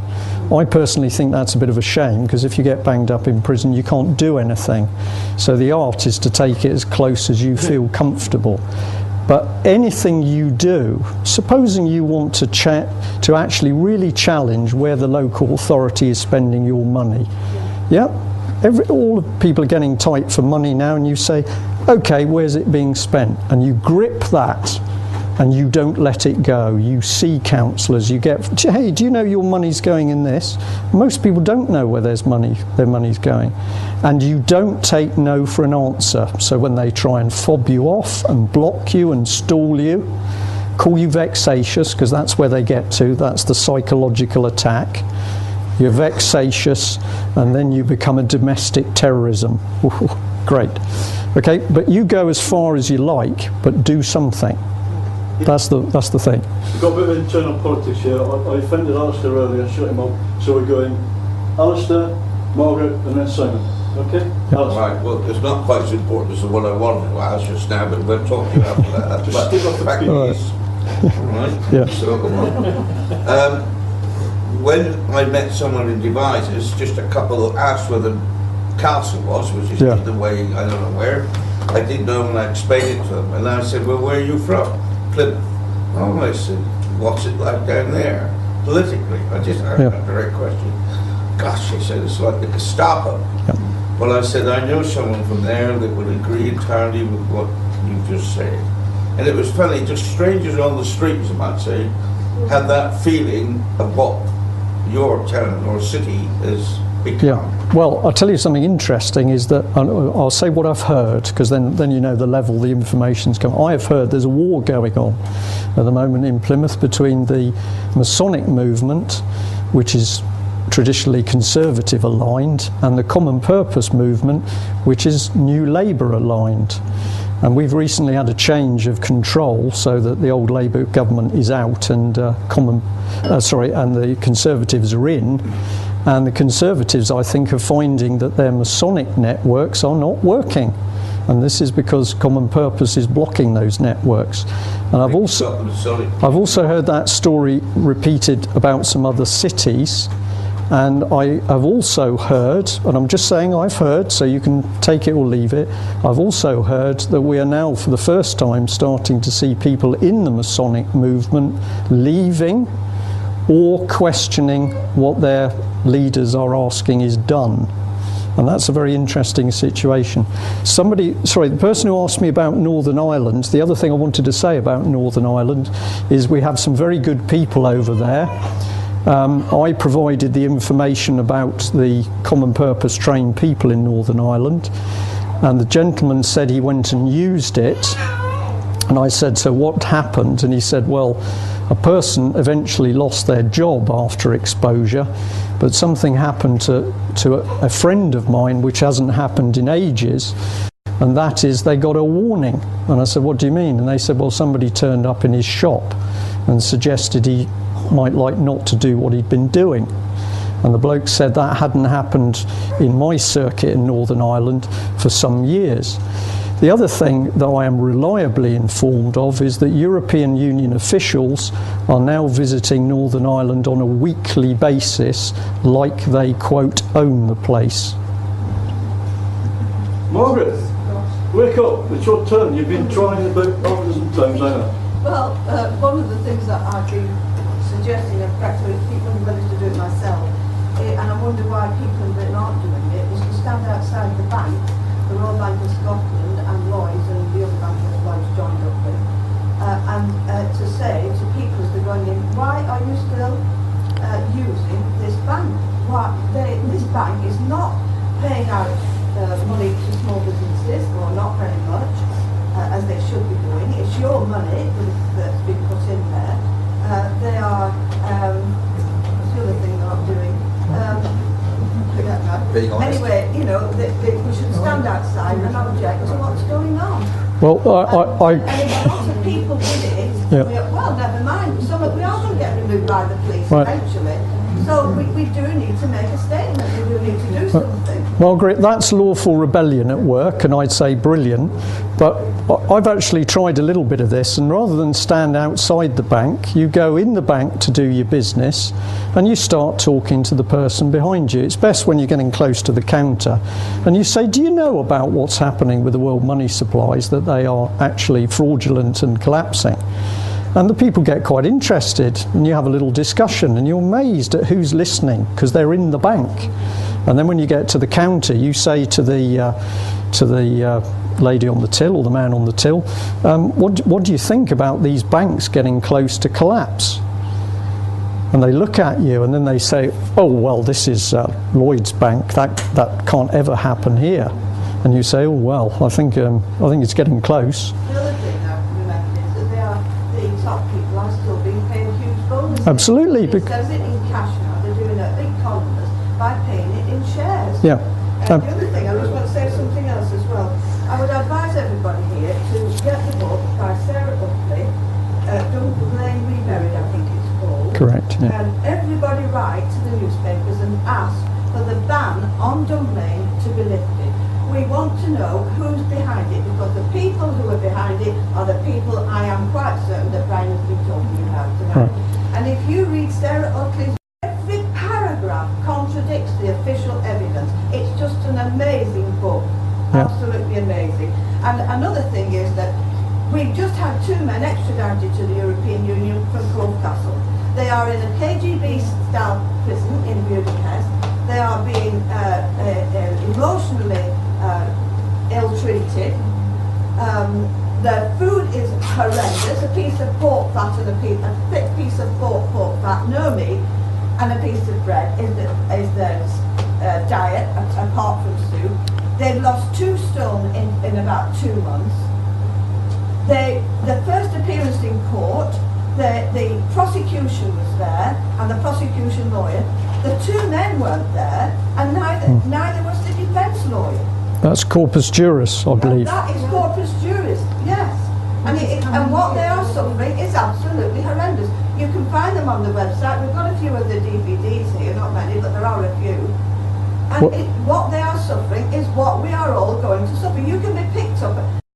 Well, Margaret, the easy thing is that we've now got the first court case happening where there is no jury. And that was in the national papers, and that is corpus juris, and we know that the plan is that juries are removed. And the reason you remove juries is because then you can do what you like in the courts, and that's what's coming. But the European police can come at any time of the day or night, and under a mistaken identity, it can be you, any of us here can be taken back to the European Union, put in a KGB-style prison, and these men can be kept there for 3 years, not 28 days. They've been there for about 5 months now, and no charge has been laid against them. Yeah. It's horrendous. Well, these are all the things which need to come out, and it's interesting that the stuff is now, the knowledge is all coming out of you. I'd just add one thing, if you go down the trail of the banks, that Deutsche Bank is a very interesting bank, because Deutsche Bank is a big supporter of common purpose going into schools. And if you do your history on Deutsche Bank, you'll find there's a gentleman called Mr. Abbs involved with it. Mr. Abbs was connected with IG Farben Auschwitz, and then he remained with the bank till 1992.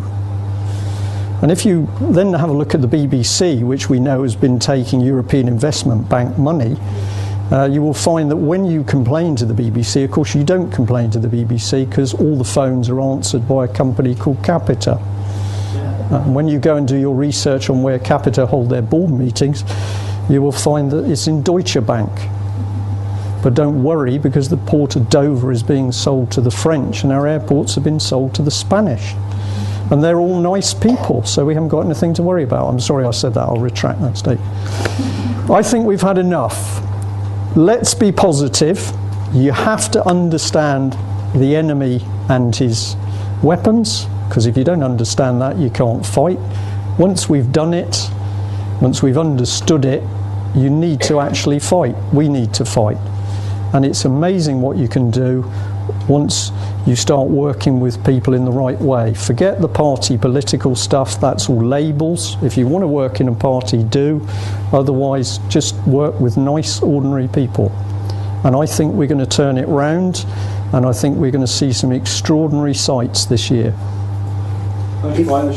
We did promise Simon a question. Okay. One last question. Right, well, there were actually 2 parts to it. Nothing tricky because it's getting late. Just one thing I wanted to mention. In the newspapers today, it was reported that the chairman of Barclays was answering questions to the Common Select Committee about this challenge to depositors' money being used in the investment banking casino businesses. It's a complete blind. The issue is not the cash. The issue is the capital. It's the capital that is meant to be protecting depositors' money that is being used to underwrite the leverage that goes into the investment banking business. And I just wanted to mention that because Obama's going after completely the wrong thing. It looks beautiful, it plays wonderfully in the press, and it won't make a jot of difference. And I'm sure that's deliberate. Sorry, you've got a second part. The other thing I just wanted to mention about Afghanistan and the heroin business. And I wondered if you had any comments you'd like to make about the involvement of the intelligence agencies in the global drug trade. Well, from all the research I've done now, I am very happy. And it's an interesting thing, isn't it? David Shaler. Maybe people in this room have heard David Shaler speak, and I've been previously and heard him speak quite a long time ago, and Annie Machon talking about the security services. Now, David Shaler's sort of discredited at the moment because he's into dresses, but he said something which I thought was very interesting when he was still wearing trousers. And he said that far from protecting the British public need protecting from the security services. And as an ex-armed forces military person, I now believe that is absolutely correct. I have also been told, and this is getting sensitive stuff, so I just have to say by a source, that British military people in Afghanistan have been specifically told that they are not to damage poppy crops. Make of that what you like. And if I disappear tomorrow, you'll know everything I've told you is true. I can actually corroborate what you just said. My nephew's been in Afghanistan, and that is the case. Thank you very much. I like you. Ladies and gentlemen, if you check your watches, you'll see it's nearly 11 o'clock. Graham just wants to say something quickly about the book, shall he? No, it's a small question, if I may, and I applaud what you're doing, and I think you're absolutely right that what they fear most is exposure, and by presenting the cases that you are on the various psychopathic groupings that you've uncovered, and the more you uncover, the more there are, the more you peel the layers of the onion.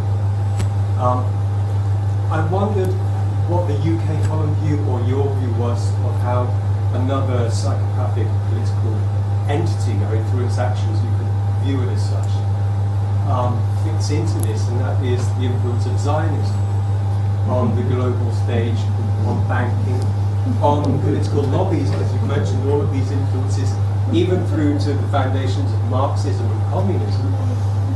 I wondered what your view was on that. I think it's a subject that definitely requires research on an individual basis, because the moment you start to read well-written, deep research and historical papers on the subject, you will find that there is clearly a hand of Zionism at work, and that can be seen behind communism. I believe there's quite an interesting book called Behind Communism.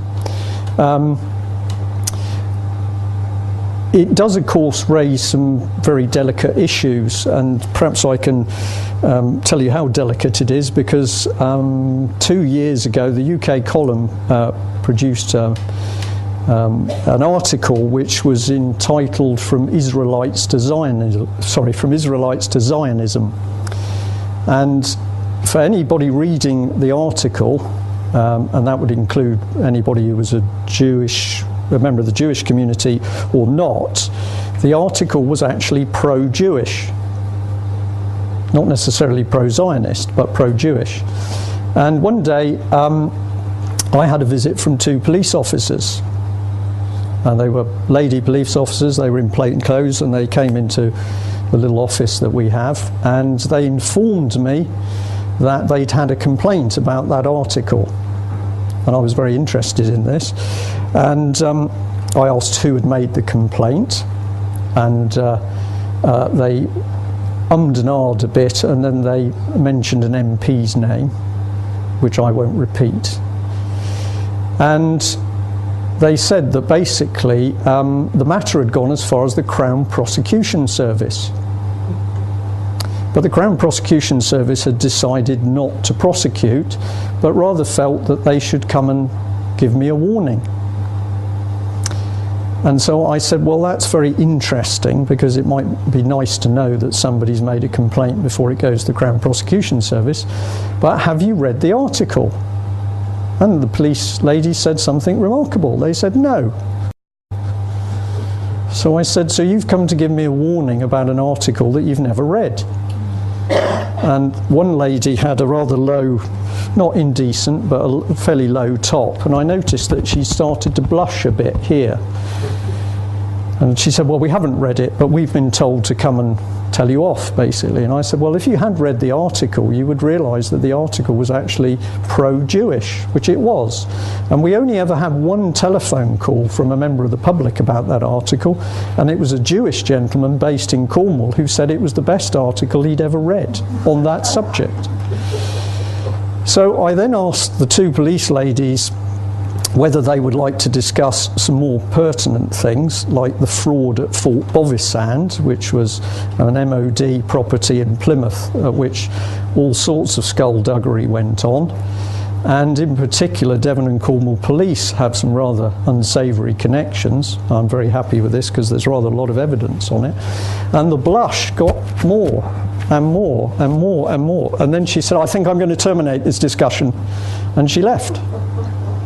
So that was a story in answer to your question, but I believe we do need to look at this issue, and as far as I'm concerned, it doesn't matter what race, creed, religion somebody is. We know who we're looking for. We're looking for people who are immoral, crooked, nasty people, and they exist amongst Christians and Muslims and Jewish communities. So we shouldn't be squeamish, but we also need to be aware that there's some very powerful forces at work out there, particularly when you get on this very delicate subject. But I would encourage everybody to read, because I started to discover some very interesting factors about who actually funded the Bolshevik regime. And the banking community, never mind what religion is connected to it, the banking community is quite obviously guilty of making regimes which then foment wars. I don't have any doubt about that. Well, one last statement, and go and challenge your MP. Who's your MP down here? At the moment, Michael Ankrum, but he's retiring. Well, I've already challenged a new one and asked her a few questions. Is Mr. Ankin retiring? Did he have a wisteria problem or something like that, was it? Yeah, but we've got a new Claire Perry coming on the scene. I've met her twice. Well, ask your MP why... MP, yeah, well, okay.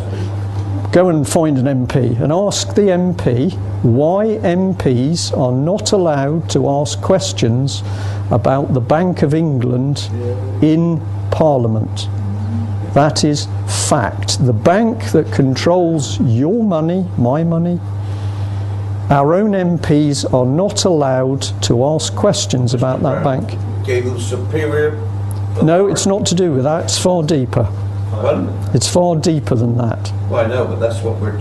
That's the phraseology. But the bank runs our money, and our own MPs are not allowed to ask questions about its activities in Parliament. That's extraordinary. Well, it was started off in 1680 by a certain breed of people. Would you like to help me here, Mike? You don't need any help. Okay. We're not going to answer any questions. We still don't answer the questions. So, but the trick is to keep asking the questions, because the questions cause them stress. And I would like to think that our MPs are stressed up to the eyeballs. And the next question is to ask about the Bank of England nominees.